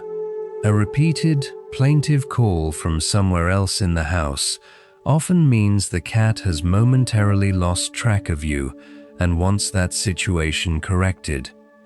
In the deep quiet of nighttime, these sounds carry differently than they would during a busy afternoon. More audible, more intimate, easier to hear as the specific address they actually are. It is a little like receiving a note slipped under a door. Quiet, direct, intended for exactly one person. And once you begin listening for it, you start to notice that not every nighttime call sounds quite the same, each one carrying its own small, distinct texture of meaning. Fact 52. Some cats develop a particular habit of calling out specifically during the night, when they wake, to find a trusted person no longer visibly present in the same space, even when that person has simply moved to another room or shifted position within the same bed. This kind of vocal check-in reflects something genuine and rather touching about the social bond between a cat and its household, a direct, uncomplicated way of re-establishing contact with something important that has temporarily slipped out of immediate awareness. Rather than searching the house quietly in the dark, calling out offers a faster and more efficient solution, one that, if answered, resolves the uncertainty almost instantly. There is no drama in this behavior, and there is no genuine distress in most cases. It is more like a person softly calling a name from another room, simply to hear confirmation that someone is still there. The need not for interaction exactly, but for the simple reassurance that comes from a familiar voice or presence, answering the question of whether the world is still as it should be. For a cat, this small nocturnal habit is one of the most unguarded expressions of social attachment available to observe at close range. And beyond these clearer, more directed vocal signals, cats also produce sounds in the night that feel far more private and self-contained. Fact 53. The purr is one of the most immediately recognizable sounds associated with cats, and it becomes particularly noticeable in quiet nighttime moments when the world has settled enough for softer, lower sounds to be heard clearly. While the purr is commonly associated with contentment, its function is somewhat more complex than simple happiness expressed aloud. Cats purr not only when comfortable and relaxed, but also in situations of stress, pain, or recovery, suggesting that the sound may serve a self-regulatory function as much as a communicative one. Some research has proposed that the specific frequency range of a cat's purr, generally between 25 and 50 Hz, may have mild therapeutic properties for bone density and tissue repair, making the purr not merely an emotional expression, but also a quiet, ongoing act of physical maintenance. Whether or not this fully explains the behavior, the effect on a nearby human is well documented and entirely consistent. The low, warm, rhythmic vibration of a purring cat resting close by has a measurable calming effect on the nervous system of the person receiving it. It is a little like the sound of distant rain on a roof, present, steady, and requiring nothing from you in return. And the quieter the night becomes, the more clearly all of these small nighttime sounds begin to stand out. Fact 54. Among the softer, less widely discussed nighttime sounds a cat produces are a range of quiet chirps, trills, and small chirruping calls that differ noticeably in quality from a standard meow. These sounds tend to feel more intimate, more conversational, and less urgent, often accompanying relaxed, affectionate behavior such as a gentle head nudge, an approach toward a favorite sleeping spot, or the moment of resettling after a brief nocturnal wander. Animal behaviorists believe these particular sounds may have developmental roots in the calls a mother cat uses when interacting closely with young kittens, sounds that carry associations of warmth, safety, and close physical proximity from the very earliest stages of life.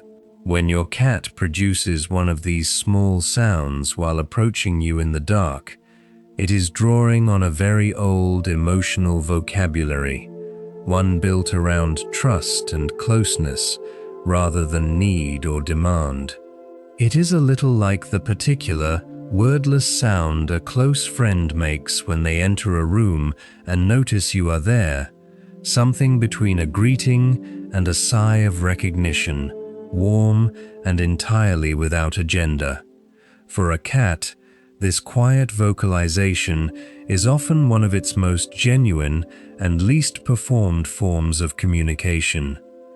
And underneath all of this spoken language, a second, entirely silent vocabulary is running simultaneously. Fact 55. Long before a cat makes any sound at all, and often without ever needing to, it is already engaged in continuous, nuanced communication through the position and movement of its body, its tail, its ears, and its gaze.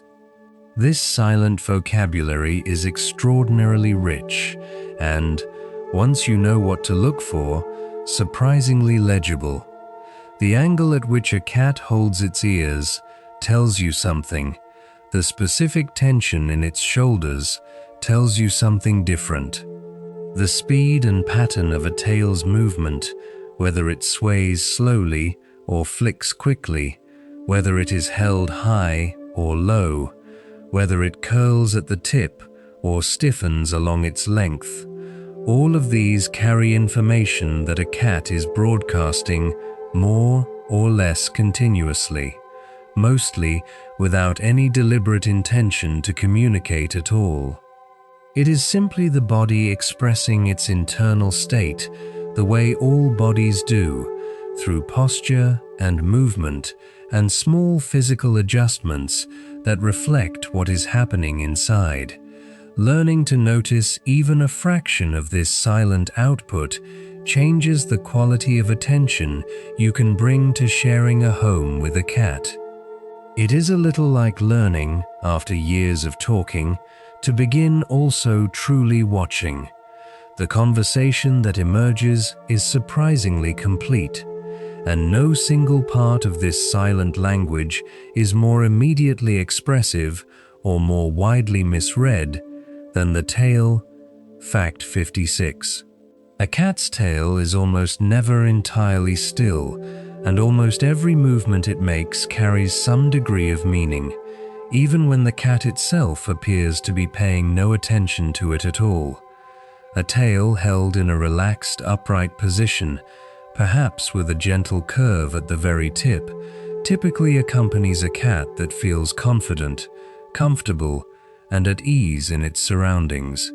The same tail carried low and tucked suggests the opposite, a cat that feels insecure, unwell, or in a situation that feels larger than it is comfortable managing.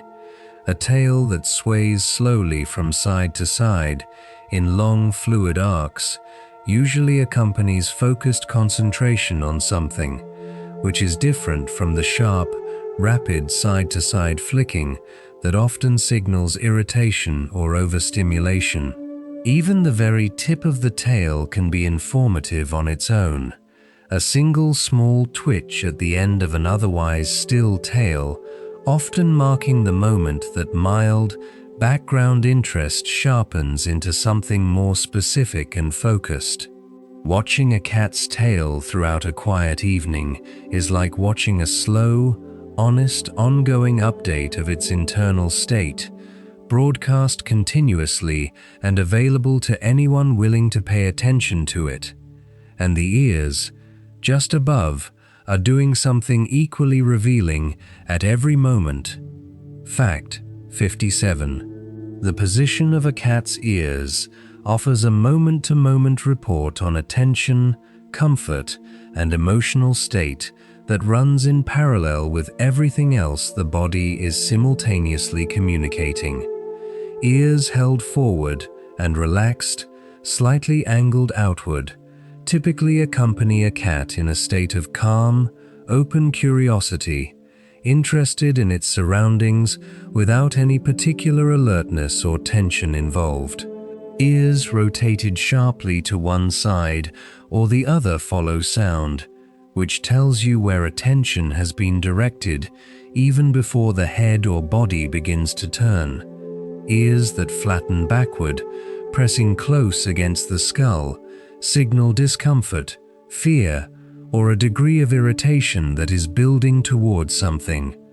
And during those common nighttime moments when a cat's ears are in near constant gentle motion, sweeping slowly through a wide arc, tracking the small sounds of a settling house without the rest of the body responding to any of them, they offer perhaps the clearest possible picture of what it means to be simultaneously resting and continuously monitoring the world. It is a little like watching someone's eyes move across a quiet room without their head ever turning, attention everywhere, body nowhere in particular. And of all the silent signals a cat can offer during a quiet nighttime moment, one stands apart for the specific kind of meaning it carries. Fact 58. When a cat looks directly at a person it trusts and then, slowly and deliberately, closes both eyes completely before opening them again, it is offering one of the most significant and least performative gestures in its entire social vocabulary.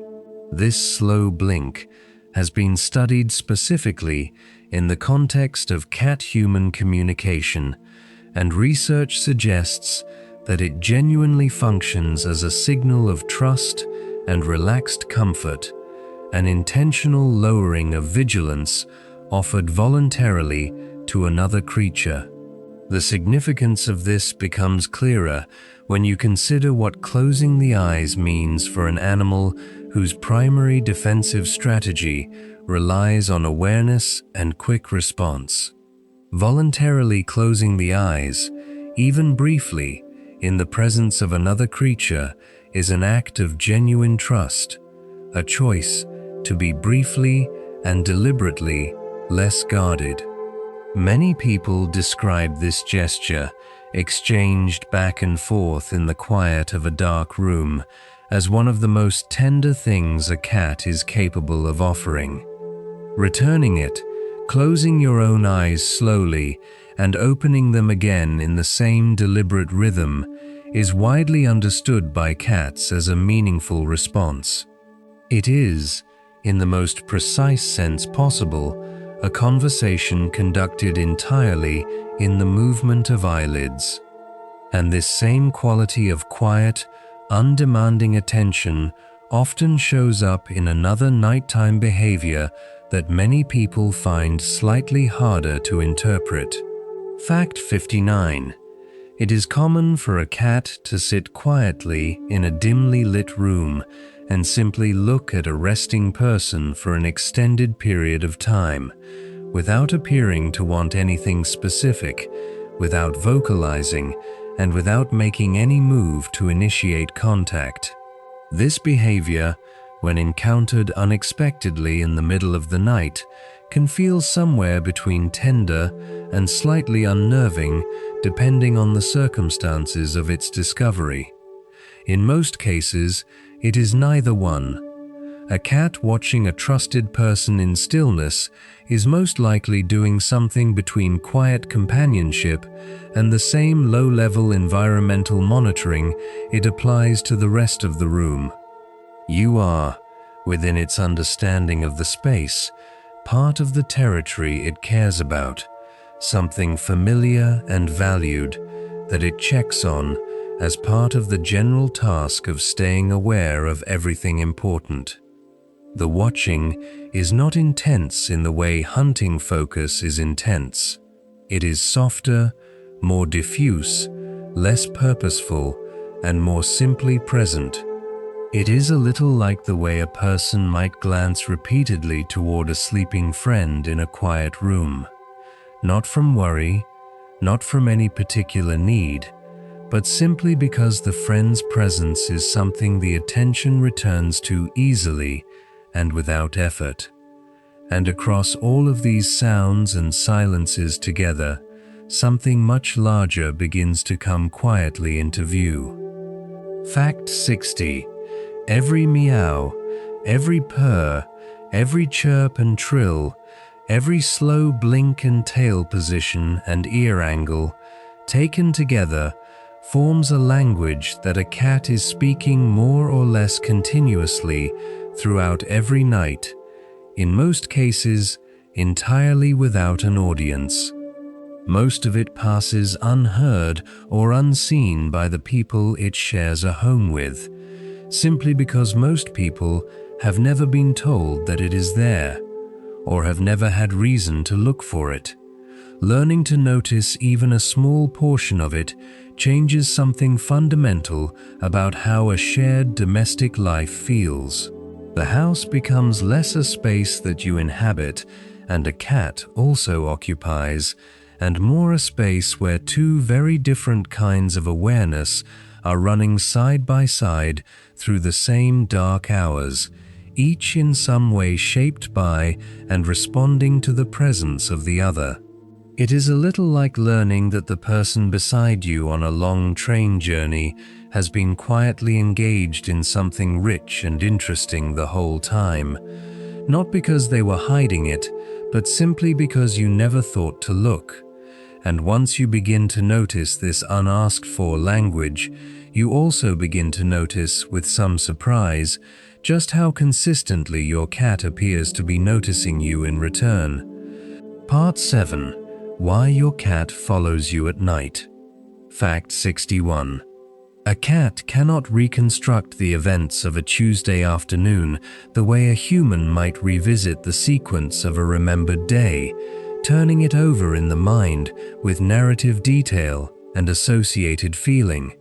But this does not mean that the people a cat lives with exist for it as a series of disconnected, daily renewed strangers. Research into feline memory suggests that cats form and maintain genuine, durable memories of familiar individuals, including a working understanding of where those individuals typically are, what their patterns look like, and what their presence means within the broader context of the territory. The people in a cat's household are not simply part of the furniture of daily life. They occupy a specific, recognized position within the cat's understanding of its world, associated with particular locations, particular times, particular kinds of interaction. This means that even while you sleep, completely unaware and unresponsive to anything around you, your presence still exists clearly and specifically within your cat's internal picture of how things stand. You are not absent from its awareness simply because you are unconscious. You remain a known, expected, located element of the map it carries through the night, and this quiet, background awareness often makes itself most visible at the very moment your sleep is beginning to come to an end. Fact 62. Many cat owners describe the experience of their cat appearing at the bedside or beginning to stir from its own sleep at the exact moment they themselves are beginning to wake, sometimes even before an alarm has sounded or before they have made any deliberate movement at all. This tends to feel like something close to a small, daily miracle, but the explanation is considerably more grounded than any mystical sensitivity would suggest. Cats are exceptionally good observers of the specific, repeated patterns that make up a person's daily routine, including the subtle physical changes that precede waking, the slight shift in breathing rhythm as light sleep gives way to waking, the small involuntary movements that precede conscious return to awareness, and the gradual increase in ambient light and sound that typically accompanies the approach of morning. A cat that has spent months or years sharing your waking hours has likely catalogued many of these small signals without any deliberate effort on either side. The result is an animal that has simply learned, through long and patient attention, when you are about to reappear. It is a little like living with someone who has known you long enough to finish your sentences, not because they are reading your mind, but because they have simply paid very close attention for a very long time. And this same careful, long-term attentiveness shapes something much broader than simply knowing when you are waking up. Fact 63. Over many months and years of shared life, many cats develop what amounts to a detailed internal model of a household's nighttime routine, one built not through any single deliberate learning event, but through the slow accumulation of countless repeated observations. When the television typically goes off, when lights begin to switch off room by room, when the particular sounds of pre-sleep routines start up, when the house reliably reaches its quietest point, all of this becomes part of a pattern that the cat tracks not consciously in any way that resembles deliberate thought, but in the same organic, embodied way that any creature comes to understand the rhythms of a world it inhabits continuously. The practical result of this is that a cat may begin positioning itself near a bedroom or settling into a particular resting spot associated with nighttime proximity before any visible sign of a person preparing for sleep has occurred. The pattern itself has become the signal. It is a little like knowing without checking that it must be around a certain time simply because the light through the windows has a particular quality that is only present at that hour. For a cat, this intimate familiarity with the rhythms of a shared home is simply what years of continuous, attentive cohabitation quietly produces. Fact 64. The choice to sleep near a trusted person is, for a cat, a choice that carries genuine practical logic alongside whatever social or emotional component it may also involve. Warmth is one immediate and straightforward benefit. Human body heat providing a reliable and consistent source of warmth through the night that requires no effort on the cat's part to maintain. But beyond simple physical comfort, proximity to a trusted companion during the vulnerable hours of sleep also likely provides a degree of the same reassurance that social animals across many species derive from resting near other members of their group. In the wild, resting alone is categorically less safe than resting near others, whose presence provides a distributed form of awareness, additional senses monitoring the surroundings that one individual cannot cover alone. Within the safety of a modern home, this original logic has long since ceased to carry any real weight. But the behavioral and emotional preference it created has not disappeared along with its practical necessity. It simply persists as a feeling, one that a cat follows the way all feelings are followed, because it makes the immediate experience of rest feel right in a way that resting alone does not quite match. And one more element, quieter and more invisible than warmth or safety, also plays a meaningful role. Fact 65. Among the various signals that a cat uses to assess whether a space or a person feels safe and familiar, scent holds a particularly important and often underestimated position. A cat's sense of smell is far more sensitive and information-rich than a human's, and scent, for a cat, is closely tied to the fundamental question of what is known and what is unknown, what belongs to the familiar world and what represents something new and therefore requiring more careful evaluation. The particular scent of a trusted person, built up through months or years of shared proximity, becomes deeply associated over time with a whole cluster of experiences and feelings connected to safety, comfort, and belonging. This is part of why many cats seek out a piece of worn clothing, a particular pillow, or a spot where a familiar person typically sits, not because these objects have any practical value, but because they carry the most concentrated version of a scent that the cat's nervous system has come to associate with everything being exactly as it should be. It is a little like the way a familiar smell can produce an immediate, visceral sense of comfort or recognition in a person, bypassing deliberate thought and landing directly somewhere older and more immediate than cognition. For a cat, your scent is one of the most compelling signals available that the world remains safe and known. Fact 66. Many cats perform brief, quiet check-ins on sleeping people during the course of the night, sometimes doing little more than approaching closely enough to confirm presence before moving quietly on, without any clear intention of waking anyone or initiating interaction. These small nocturnal visits tend to go entirely unnoticed by the people receiving them, occurring during the deeper phases of sleep when external disturbances do not register consciously.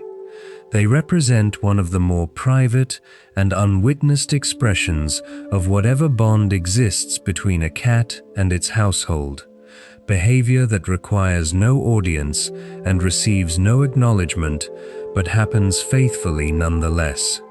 There is something worth sitting with in this image, the idea of a small creature moving quietly through a dark house in the middle of the night, pausing briefly beside a sleeping person, not out of any articulated intention, but out of something simpler and more immediate than intention, a pull toward confirmation that the important things are where they belong.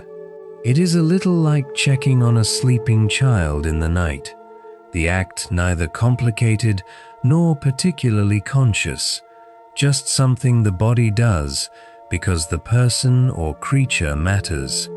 For a cat, this quiet care expressed in movement rather than words is simply another part of the ongoing texture of a shared life.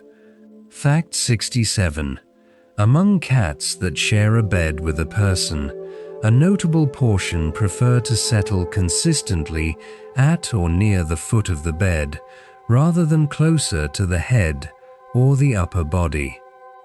This preference, which can appear so consistent across many nights that it begins to feel like a deliberate policy, likely reflects a balance between competing impulses, the desire for closeness and the desire for a degree of personal autonomy and freedom of movement. The foot of the bed offers warmth and the comfort of nearby presence, without the constraints of being directly beside or beneath a person who may shift, roll, or otherwise disrupt a small resting creature throughout the night. It also offers a position from which the entire room, including the doorway, remains visible, maintaining that instinctive preference for a clear sightline to the surrounding space, even during rest. The result is a sleeping arrangement that satisfies the need for companionship while preserving exactly enough independence to feel genuinely comfortable rather than simply close. It is a little like choosing a seat at a table that puts you near a friend but not quite beside them, a small but meaningful distinction. And other cats find this balance in a very different location entirely. Fact 68. At the opposite end of the preference spectrum from the foot of the bed cats are those who settle most comfortably directly on a person's chest or stomach, as close to the physical center of a trusted companion as it is possible to get. For cats in this category, closeness itself appears to be the primary organizing principle, with warmth, the particular quality of being directly on a living, breathing body, and the sound of a heartbeat all contributing to a resting experience that simply cannot be replicated anywhere else in the same room.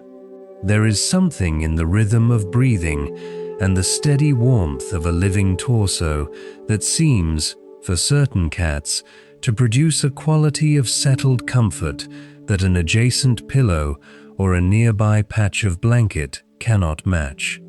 This preference is often most pronounced in cats that were socialized closely with humans from a very young age, suggesting that the specific combination of warmth, sound, and proximity to a trusted person may carry associations laid down in the earliest stages of life that persist in some form into adulthood. Whatever its origin, it is one of the more unambiguously communicative things a cat is capable of doing, choosing, among all the available spaces in a room, the one that is least convenient and most intimate. The message it sends, though arrived at entirely without words, is not particularly difficult to read, and this same underlying pull toward connection and proximity expresses itself in another common and rather charming nighttime habit as well. Fact 69. Cats that are deeply bonded to a particular person often follow that person from room to room throughout the evening, tracking their movements through the house with a consistency that can feel, to a new cat owner, faintly comic in its earnestness. The cat arrives in the kitchen when the person arrives in the kitchen. It migrates to the bathroom when the person migrates to the bathroom. It appears in the hallway when the person passes through the hallway. It is not always clear what the cat intends to do once it has arrived in the same room, since it often does nothing at all beyond settling somewhere nearby and watching with mild, relaxed interest. What it appears to want is simply to be in the same space, not in any state of need or distress, simply preferring the version of whatever room it is in that includes the person it has chosen to organize its evening around. It is a little like the presence of a quiet, undemanding companion who simply enjoys being in the same physical space, not always talking, not always interacting, but consistently there in a way that makes the room feel different from the room it was before they arrived. For a cat, this evening shadowing is one of the most undisguised expressions of social preference in its behavioral repertoire. Fact 70. What begins in a young cat as simple curiosity, the instinctive investigation of a new environment and all of its inhabitants, tends to deepen very gradually, over many months and many accumulated shared evenings, into something that functions in all meaningful ways like genuine, lasting attachment. The checking in, the following, the choice to rest nearby, the slow blink offered in the quiet of a dark room. None of these behaviors is dramatic. None of them announces itself. They accumulate instead in the background of daily life, adding up slowly into a relationship whose weight and texture only becomes fully apparent when you step back far enough to see the whole of it at once. This is one of the more quietly moving things about sharing a home with a cat over a long stretch of time. The way the relationship grows without either party quite deciding to grow it, shaped instead by the simple, repeated fact of being present in the same space, night after night, in the comfortable and unhurried way that trust is built by almost every creature that builds it at all. And even in the midst of all this closeness, all this shared interior life, there is one more direction a cat's attention consistently turns during the night, one that no amount of indoor comfort has ever quite managed to extinguish completely. Part 8. The World Outside the Window. Fact 71. Among the various locations a cat gravitates toward during nighttime hours, the window holds a particular and enduring appeal that no other spot in the house quite matches. This is true regardless of what is actually happening on the other side of the glass at any given moment, and it is true even in conditions where the view outside is, by any human assessment, completely unremarkable. A parked car, a quiet street, a garden in deep shadow. Any of these will hold a cat's attention for longer and with more genuine engagement than the same view would hold a person standing in the same spot. The reason is simple enough once you understand the sensory experience involved. A window is not primarily a visual destination for a cat.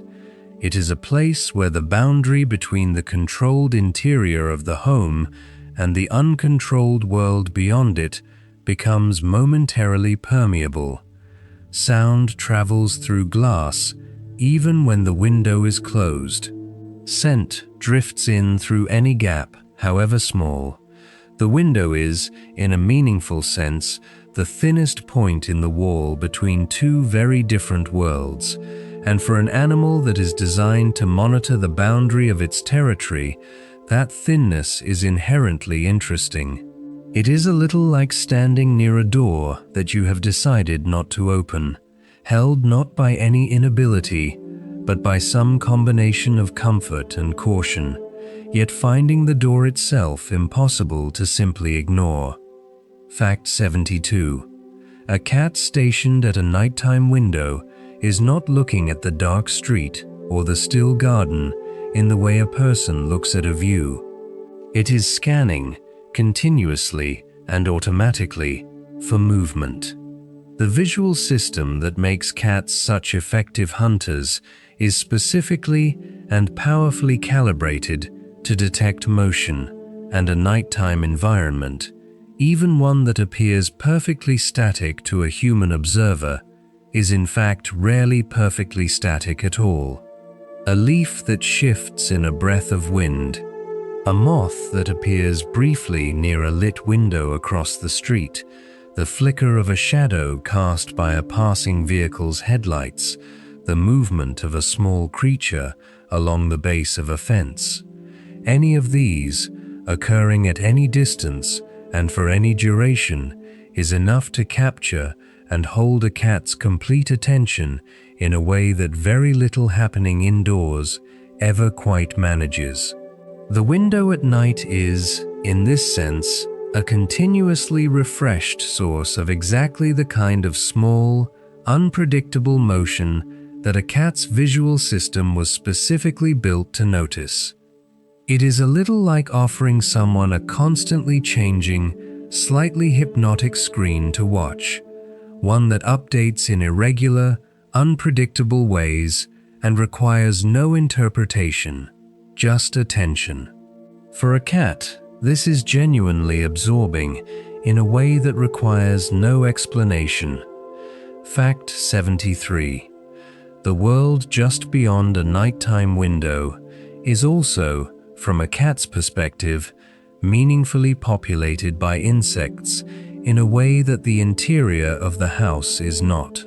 Moths, beetles, mosquitoes, and various other nocturnal insects are active, specifically during the hours a cat is most alert and most engaged, and they produce both movement and sound in ranges that a cat can detect clearly and that most humans miss entirely.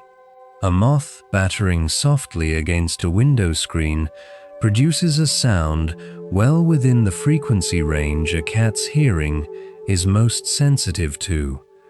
The movement of a large beetle along an exterior wall is visible to a cat at a distance and in conditions of ambient light where a human eye would see nothing at all.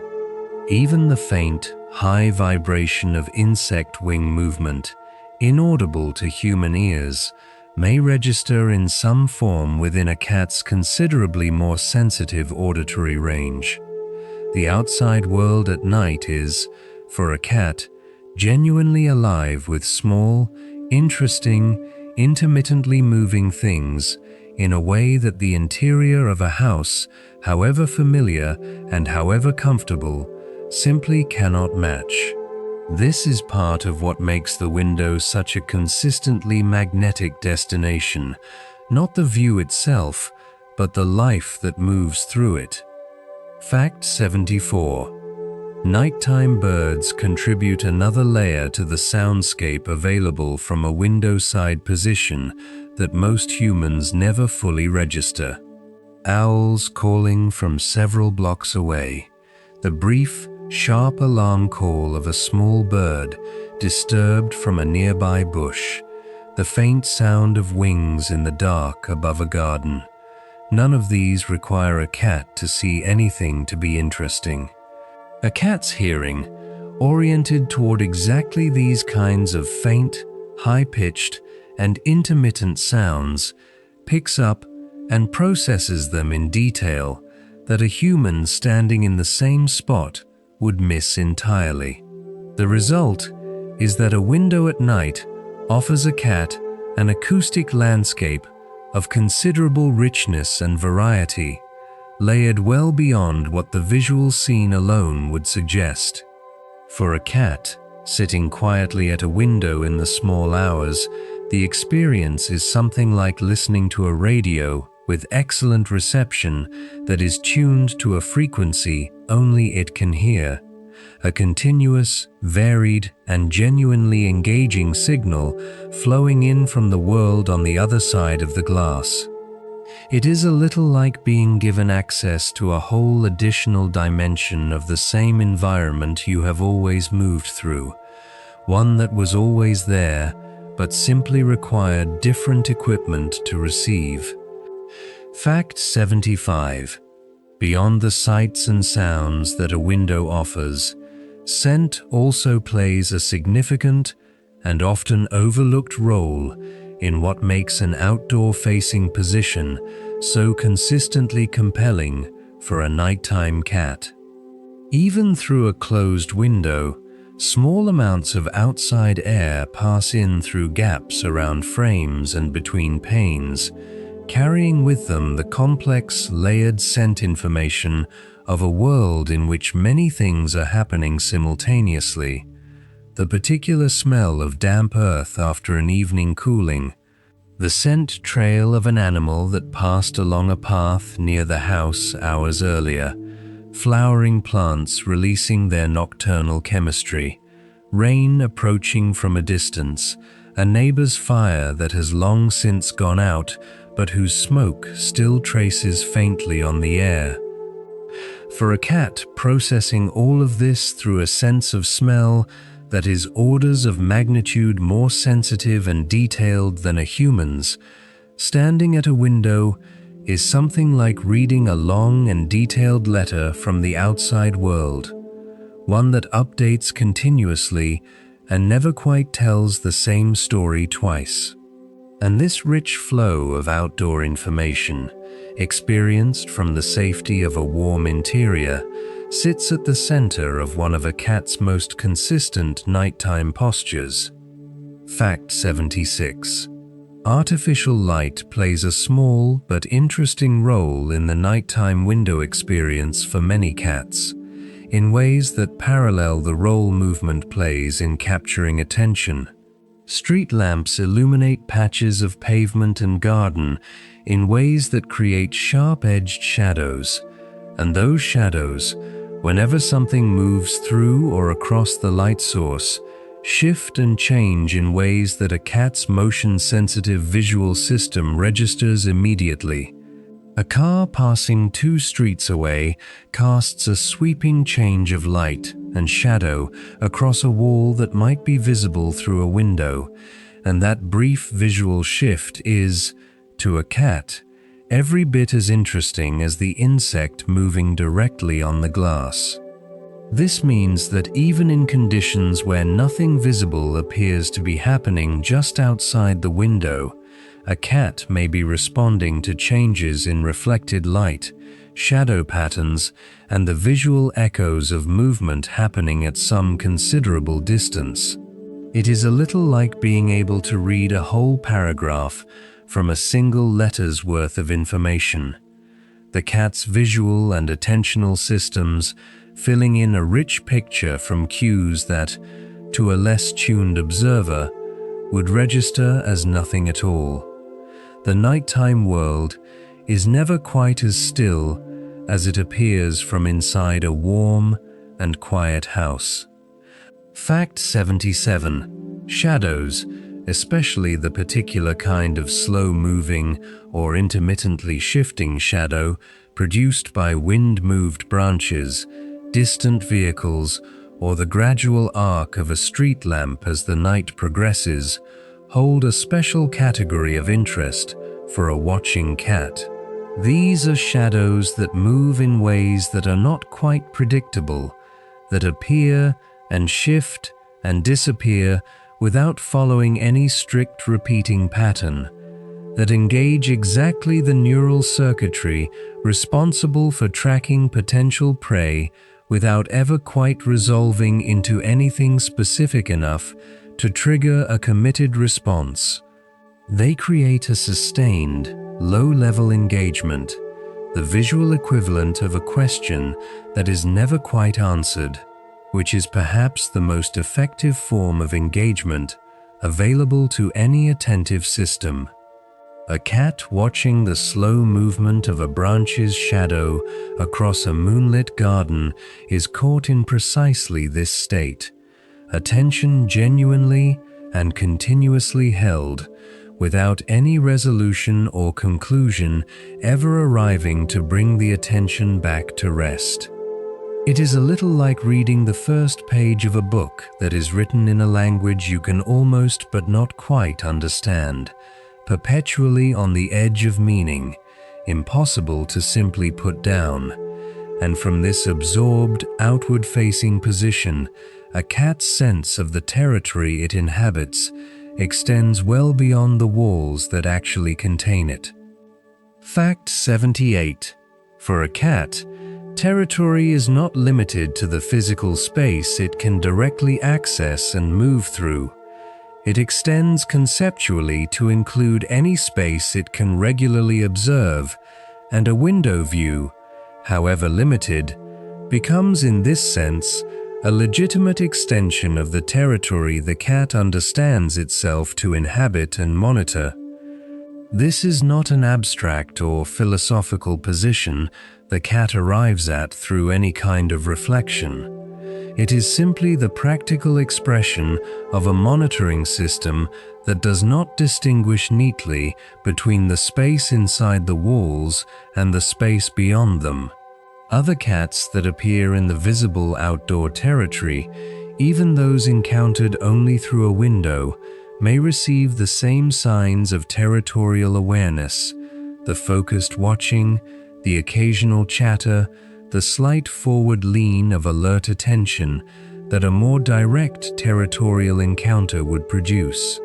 The window, in this sense, does not protect a cat from caring about what happens on the other side of it. It simply provides a safe position from which to care, and this sustained, patient attention to an outdoor world visible but inaccessible produces one of the more singular and quietly remarkable cat behaviors available to observe. Fact 79. Cats can and regularly do sit at windows for intervals of time that would, in a human, suggest either deep meditation or a level of boredom approaching suffering. An hour is not unusual. 2 hours is not unheard of. Throughout this entire period, the cat's attention is not drifting or unfocused in the way prolonged sitting for a human tends to produce. It is doing something much more closely resembling active, ongoing work, continuously monitoring a space for changes and movement, processing incoming sensory information, maintaining a state of alert readiness that requires genuine neurological effort to sustain. This is not a cat passing time while waiting for something more interesting to happen. This is a cat engaged in an activity that is, from its own perspective, genuinely absorbing and genuinely useful. It is a little like assuming that someone sitting very still for an extended period must not be doing anything, when in fact, they are engaged in sustained concentration on something invisible to any outside observer. For a cat at a window, the world on the other side is never simply scenery. It is an ongoing situation, always worthy of continued attention. Fact 80. There is a way in which the window, for a cat, functions as something that has no precise equivalent in human experience, a threshold that is simultaneously an ending and an opening, a place where the known interior meets the perpetually interesting exterior in a state of permanently unresolved tension. The cat cannot go through the glass. It is not trying to. It is simply present at the place where two very different kinds of world come closest to each other, absorbing whatever flows across that boundary without any particular need for the situation to resolve into something else. This is perhaps as close as an animal comes to something like contemplation, not thought about anything specific, not planning or remembering, just sustained, open, quiet presence at the edge of a larger world. As you lie in the dark tonight, already drifting, somewhere nearby a small shape may be sitting at a windowsill, facing the darkness outside with complete, unhurried attention. What it sees, what it hears, what it reads in the air drifting in from the night, none of this will ever quite be available to you. But knowing it is happening is its own small, quiet kind of company. Part 9. The Dreaming Cat. Fact 81.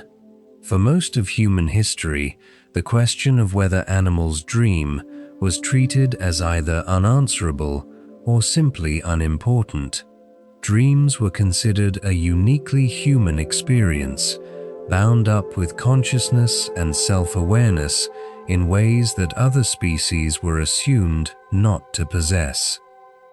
The scientific picture has changed considerably in recent decades.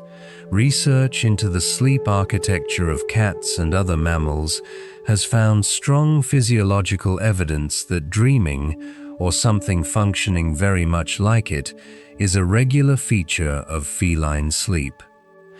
The brain structures associated with dreaming in humans are present in cats, and the patterns of brain activity recorded during certain stages of deep cat sleep bear a meaningful resemblance to the patterns recorded during waking activity, suggesting that something is being experienced, processed, or replayed during these periods that goes beyond simple unconsciousness.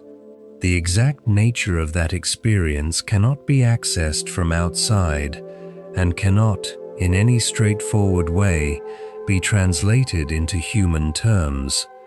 But the evidence that something is happening during deep feline sleep, something that engages the same neural systems that dreaming engages in a person, is genuine and fairly consistent. Your cat, asleep beside you tonight, is likely not simply switched off. There is, in all probability, something continuing quietly inside it that deserves a word, even if we do not quite have the right one yet. Fact 82. One of the most reliably visible signs that a cat may be dreaming is the small, involuntary twitching of its paws during deep sleep, a movement so specific and so familiar to cat owners that it has become one of the most widely recognized features of the sleeping cat experience. These twitches are typically small and brief, a single paw curling or extending, a set of toes flexing and releasing, a subtle ripple of movement through a limb that is otherwise completely still. The pattern of movement often corresponds, at least in a general way, to recognizable waking behaviors, movements that are similar in shape and rhythm to reaching, grasping, or the particular quick action of a paw striking at something. This correspondence between the movements produced during deep sleep and the movements characteristic of specific waking behaviors is part of what suggests that the sleeping brain is not simply idling, but is, in some form, replaying or re-experiencing something. It is a little like watching someone's hands move in sleep, in patterns that match the gestures of their waking work, the body briefly, partially, reenacting an experience that is happening somewhere more interior and less visible. The twitch, small as it is a window into something private and ongoing. Fact 83. The whiskers of a sleeping cat also sometimes move during deep sleep, making brief, subtle adjustments that differ from the ordinary relaxed stillness of a cat at rest. These small whisker movements are among the most delicate visible signs of internal activity during sleep, easy to miss unless you are watching closely in good light. In waking life, whisker movement accompanies almost every moment of genuine engagement. When investigating a new object, approaching something interesting, tracking the approach of another creature. The presence of similar, if smaller and less sustained, whisker movement during sleep suggests that whatever the sleeping brain is processing, it is doing so through some of the same neural pathways that govern active, sensory engagement during waking hours. The whiskers move because the brain is doing something that, in waking life, would move them. It is a quietly poignant detail, the most sensitive part of a cat's body, built for reading the world in real time, briefly and involuntarily reading something that exists only inside the sleeping mind. And occasionally, these physical signs of internal dreaming activity are accompanied by something audible as well. Fact 84. During certain periods of deep sleep, some cats produce sounds so faint they are barely distinguishable from silence, small chirps, the ghost of a meow, the faintest possible trace of a purr that seems to arrive and depart within a single breath. These sounds differ from the ordinary vocalizations a cat produces while awake, being both quieter and less clearly directed, arriving without apparent intention and leaving without resolution, as though they belong to a conversation happening somewhere too far inside to be heard clearly from the outside. For anyone present to witness this, there is something genuinely affecting about the experience of hearing a sleeping cat make its smallest possible sounds in the middle of the night. The sense of being briefly adjacent to something interior and private, and not meant for any audience.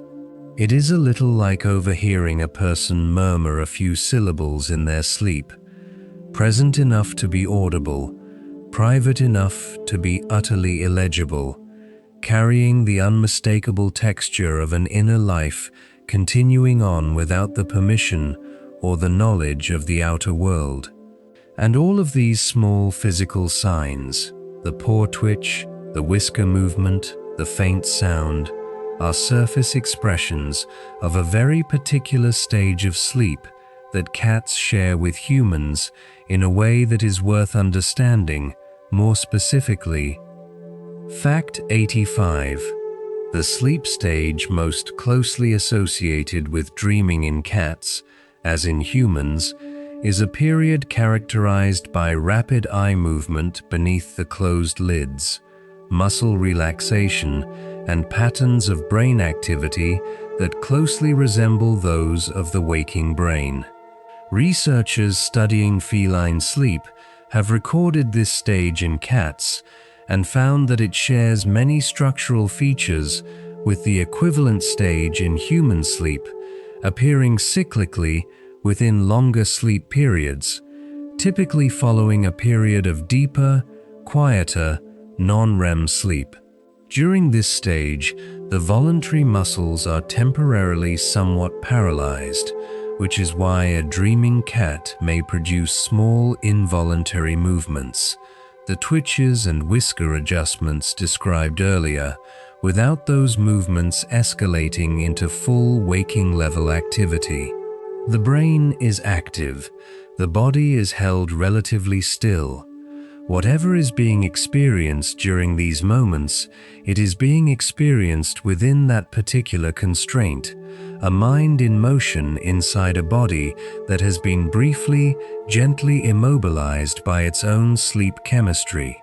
It is one of the more remarkable features of the sleeping mammalian body, a small built-in mechanism that allows the mind to move through experiences without the risk of the body following. Fact 86. The fact that a sleeping cat's brain continues to generate patterns of activity resembling those of wakefulness suggests that sleep is not, for a cat, any more than for a person, simply a period of biological shutdown waiting for a return to function. It is an active state, one in which the brain is doing something, whether that something is the consolidation of memories formed during the day, the processing of experiences and information gathered since the last sleep cycle, or something else entirely that current science has not yet fully characterized. This ongoing brain activity during sleep is one of the things that makes the sleeping cat beside you feel, if you think about it for a moment, rather different from a switched-off machine. The body is still, the world outside is dark and quiet, and somewhere within that stillness, a mind continues in its own private activity, following its own internal logic through territory that no outside observer has any access to at all. It is a little like knowing that a river continues to move in the dark, even when you cannot see it and there is no sound to indicate it. Something is still flowing. That it is not visible does not make it less real. Fact 87. Kittens and young cats spend a notably higher proportion of their total sleep time in the deeper, dream-associated stages than fully adult cats do, a pattern that mirrors what is observed in human infants and young children relative to adults. One widely held hypothesis for this pattern is that these deeper sleep stages play a particularly important role in the maturation and development of the nervous system, the sleeping brain essentially building and organizing itself during these active rest periods. In kittens, whose nervous systems are developing rapidly and whose waking hours are filled with an enormous volume of new sensory information, this need for extended active sleep may be particularly acute. The result is kittens that appear to spend enormous portions of their lives in deep, twitchy, frequently dramatic-looking sleep, cycling through dream states with an enthusiasm that adult cats eventually quiet down from, though never entirely abandon. Watching a very young kitten sleep is, in this light, watching active neurological construction happening in real time, a small brain busily building itself in the only way it has available to it, which is to sleep as deeply and as actively as possible. Fact 88. The physical restoration that happens during sleep, for a cat, as for any mammal, extends well beyond the simple experience of no longer being awake. Muscles repair microscopic damage accumulated during physical activity. The immune system performs maintenance tasks that are handled more efficiently during periods of reduced external demand. Growth hormone is released in pulses during certain sleep stages, supporting tissue maintenance and repair throughout the body. The brain clears metabolic byproducts that accumulate during waking activity, a process that recent research suggests may be significantly more effective during sleep than at any other time. For an animal as physically capable and as regularly active as a cat, this restorative function of sleep is not a passive background process. It is, in a very literal sense, the maintenance of the capabilities that make the rest of its nighttime activities possible. Without sufficient quality sleep, the precision of a cat's movement, the acuity of its senses, and the speed of its responses would all gradually decline. Sleep is not the absence of what a cat does during its active hours. It is the quiet engine that makes all of it possible. Fact 89. There is a particular quality of peace visible in a cat that has found genuine, deep, comfortable sleep in a place it considers safe, that goes beyond the simple absence of movement or sound. The body does not merely go still, it goes soft in a way that is clearly different from the provisional, lightly held stillness of a light nap. The muscles release completely, the face relaxes in ways that ordinary rest does not quite achieve, and the whole posture of the animal communicates, to anyone looking at it, something in the neighborhood of absolute, undefended trust. For a cat to sleep this deeply, in this quality of complete physical release, it needs to feel genuinely safe in its environment, genuinely comfortable in its body, and genuinely at peace with the immediate circumstances of its life. When you see a cat sleeping with this quality of total surrender to rest, it is, in a quiet way, a report on the conditions of its life. It says that the territory feels safe, the body feels well, the familiar things are where they belong, and this is as close as a small, largely private creature comes to expressing, without any words and without any apparent intention, that everything is exactly as it should be. Fact 90. After a full night of patrol and play and window watching and quiet language and all of the various private activities that fill the hours after the house goes dark, a cat eventually arrives at what might be the deepest and most genuine rest it takes in any given cycle. The hunter is satisfied. The territory has been confirmed. The familiar people are located and accounted for. The boundaries have been checked and found unchanged. Whatever the night required, it has been given.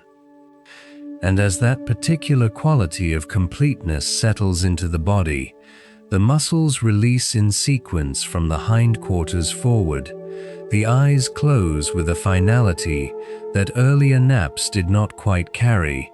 The breathing deepens and slows to its most steady rhythm, and the small body that has been so quietly, so continuously, so earnestly alive throughout the dark hours finally, fully rests. It is not unlike the way a good day ends for a person, the particular feeling of having done the things that needed doing and being now, completely, allowed to stop. There is something deeply peaceful about knowing that the small creature beside you, having completed everything its night required, has arrived at this, and soon enough, something will change in the air of the room, something very small and very quiet, that brings the whole cycle around to its beginning once more. Part 10. When Morning Finally Comes. Fact 91. Long before the alarm sounds, long before the light outside the window has shifted enough for a human eye to distinguish it from the dark that preceded it, many cats are already beginning to stir. The transition from night to morning is not, for a cat, the abrupt event that an alarm clock makes of it for a person. It is a gradual biological shift that the body begins to register well before any external signal confirms it, a slow internal brightening that mirrors the barely perceptible changes in the quality of light and sound and scent arriving from outside. The birds that begin to call in the hour before dawn, their sounds distinct in character from the nighttime birds discussed earlier, are audible to a cat at a distance and with a clarity that the sleeping household has not yet registered. The specific quality of pre-dawn air, subtly different in temperature and moisture content from the deeper nighttime air, is detectable through the same sensitive olfactory system that has been reading the house all night. The body clock that runs so reliably on an ancient biological schedule, orienting the cat's cycles of activity and rest toward the same transitional hours that shaped its ancestors' survival, is already making small adjustments toward the coming day. The cat does not decide to wake.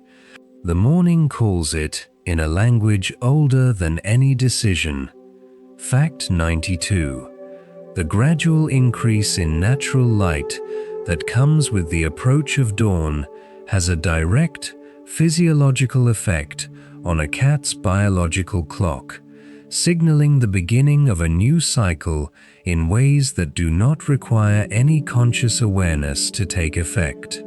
Light-sensitive cells in the eye communicate with structures in the brain that regulate the timing of biological processes, and the specific wavelengths and intensities of light associated with different times of day carry recognizable meaning to these systems, meaning that has been refined across enormous stretches of evolutionary time. For a crepuscular animal whose most natural peak of activity has always fallen around the transitional hours of dawn and dusk, the arrival of increasing morning light is not simply a signal that the night is ending.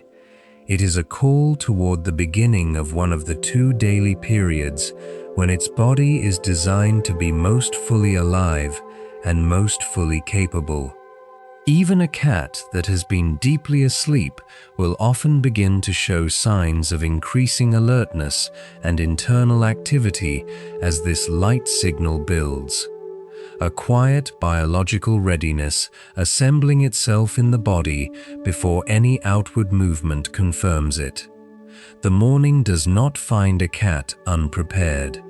It finds a cat that has been, in some sense, waiting for it.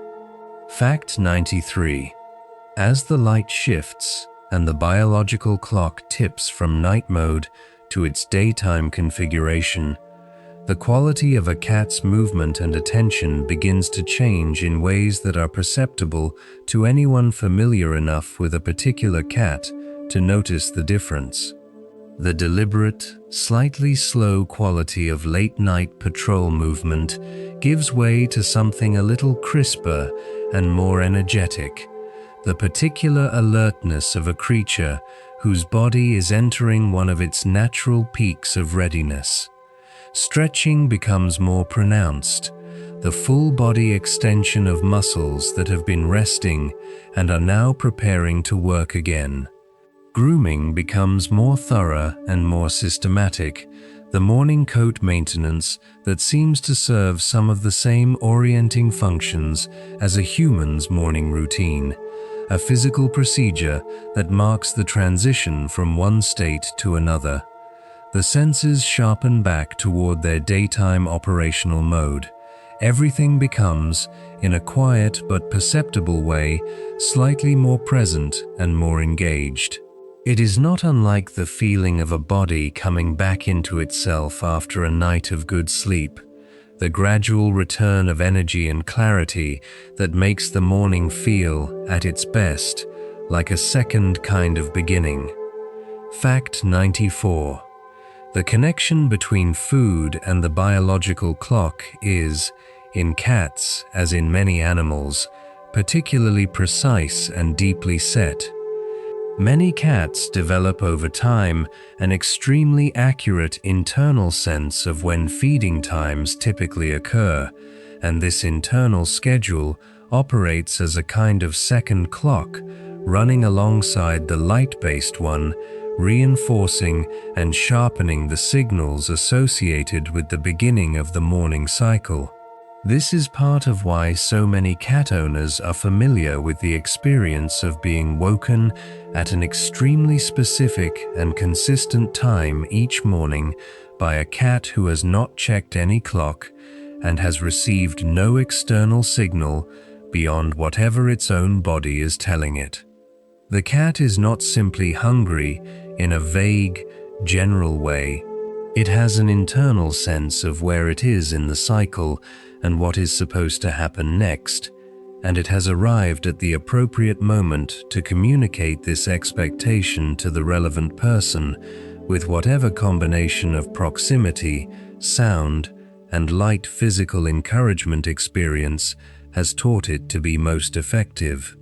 There is something quite impressive, if occasionally inconvenient, about this level of biological precision. It is one of the more direct ways in which a cat's ancient, unmodified internal clock makes its presence felt in the texture of a shared modern life. Fact 95.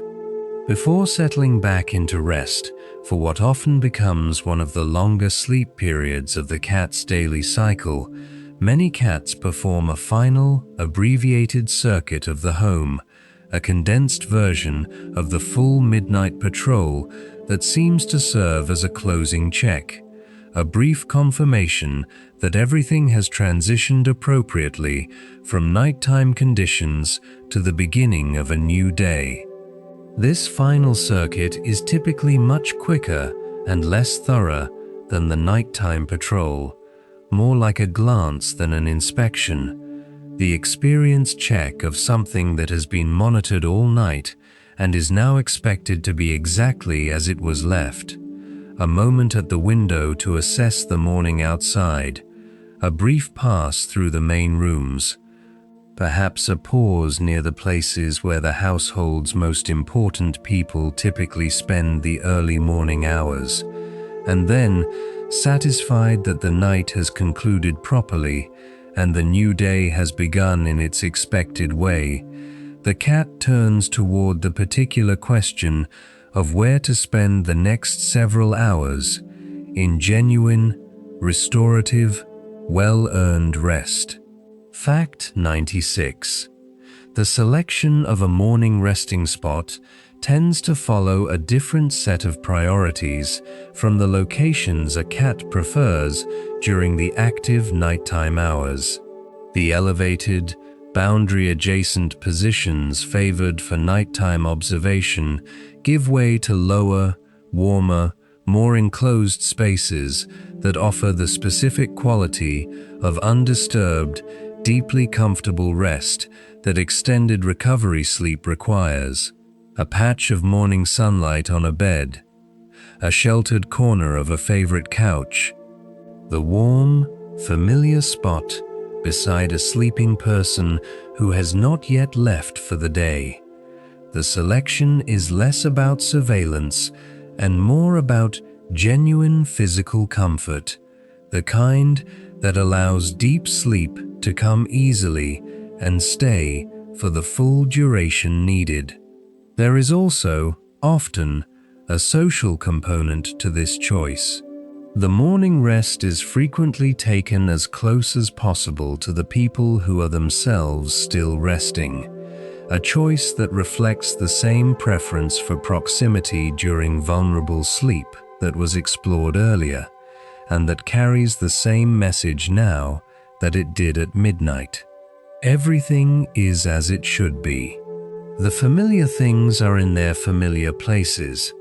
The body can let go completely and do so in good company. Fact 97. A full night in a cat's experience and a full night in a human's experience have almost nothing in common beyond occupying the same span of hours in the same shared space.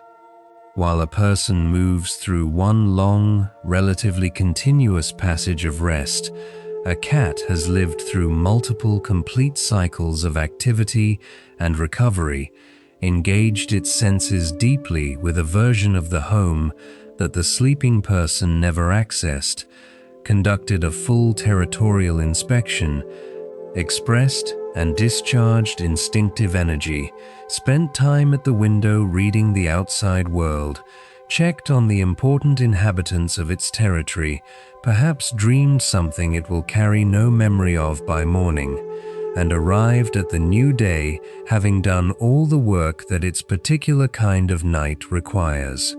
The human waking to an alarm and stumbling toward coffee, and the cat blinking open its eyes at the same moment, are both entering the morning, but they are arriving from very different journeys.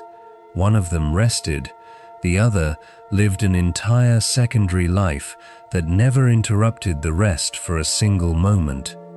And the stranger thing is that both of them will do exactly the same thing again tonight, in the same rooms, while one sleeps through what the other lives. Fact 98. Among the things that most reliably go unobserved by people who share a home with a cat is the sheer quantity and variety of activity that occurs within that home during the hours when everyone else is asleep.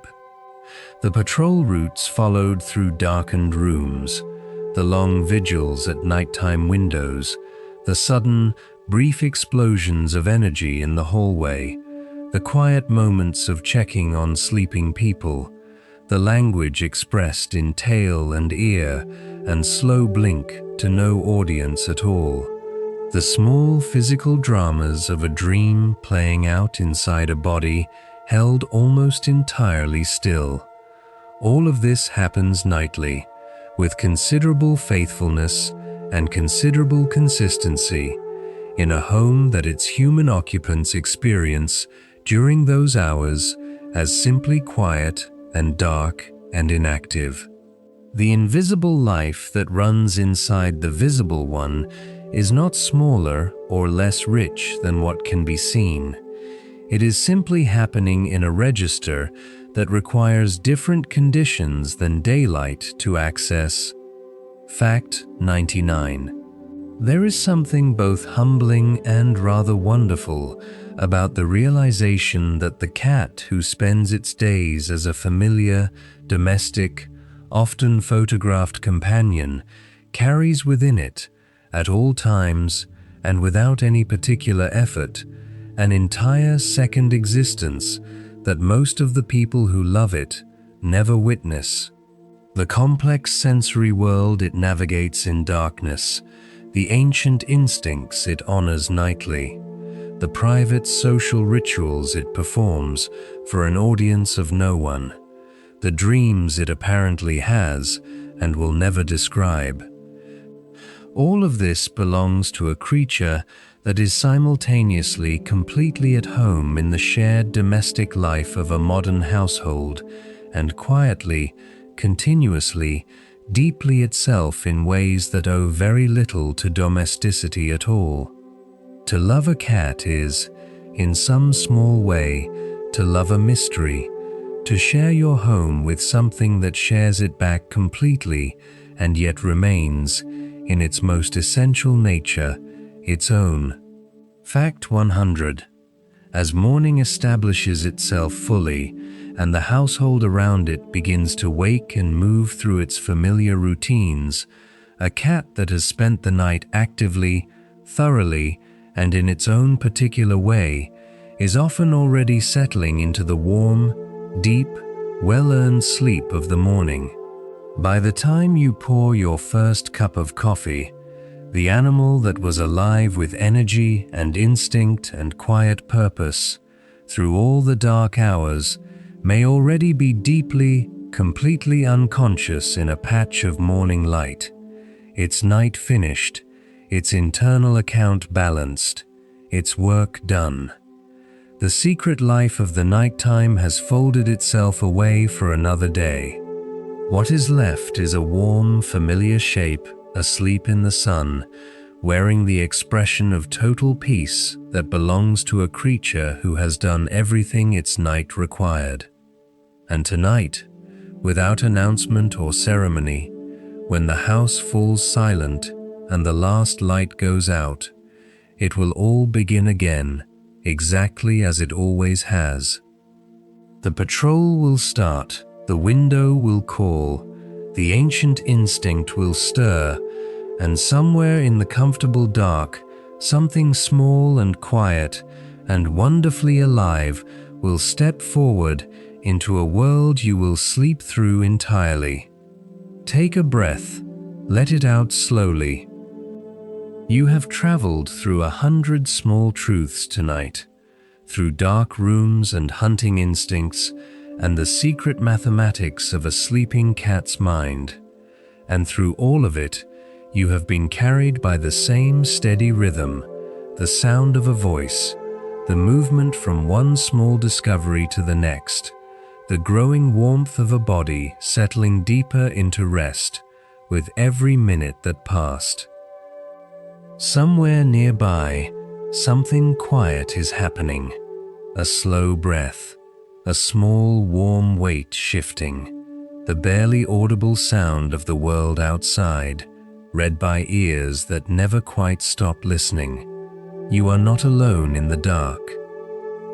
You share this night with an animal that has spent thousands of years learning exactly how to inhabit it, and who has, for reasons it cannot explain, and perhaps does not need to, chosen to spend it near you. Not because you are useful, not because you are necessary to its survival, simply because you are familiar, and familiar is the word the body uses when it means safe. Your cat knows the sound of your breathing in sleep. It knows the particular warmth of the spaces where you have been sitting. It knows the shape of your daily rhythms well enough to anticipate you, to find you in the dark, to pause beside you on its way through the night and confirm, quietly and without asking for anything, that you are still here. You are still here. Let your body be heavy. Let the thoughts that came with you to bed release, one at a time, like lights switching off in distant rooms. There is nothing left tonight that requires your attention. The house is quiet. The boundaries are confirmed. The important things are where they belong. Somewhere, a small shape is curled in the darkness, warm and complete and deeply at rest. And you, who have spent this last hour in the company of its secret world, can now let yourself rest just as completely. Thank you for spending your night with the Sleepy Scholar. Sleep well, dream gently, and the next time you wake to the sound of small paws in the hallway, Know that something out there is simply doing what it has always done, living its full and quiet and entirely its own life, right alongside yours. Good night.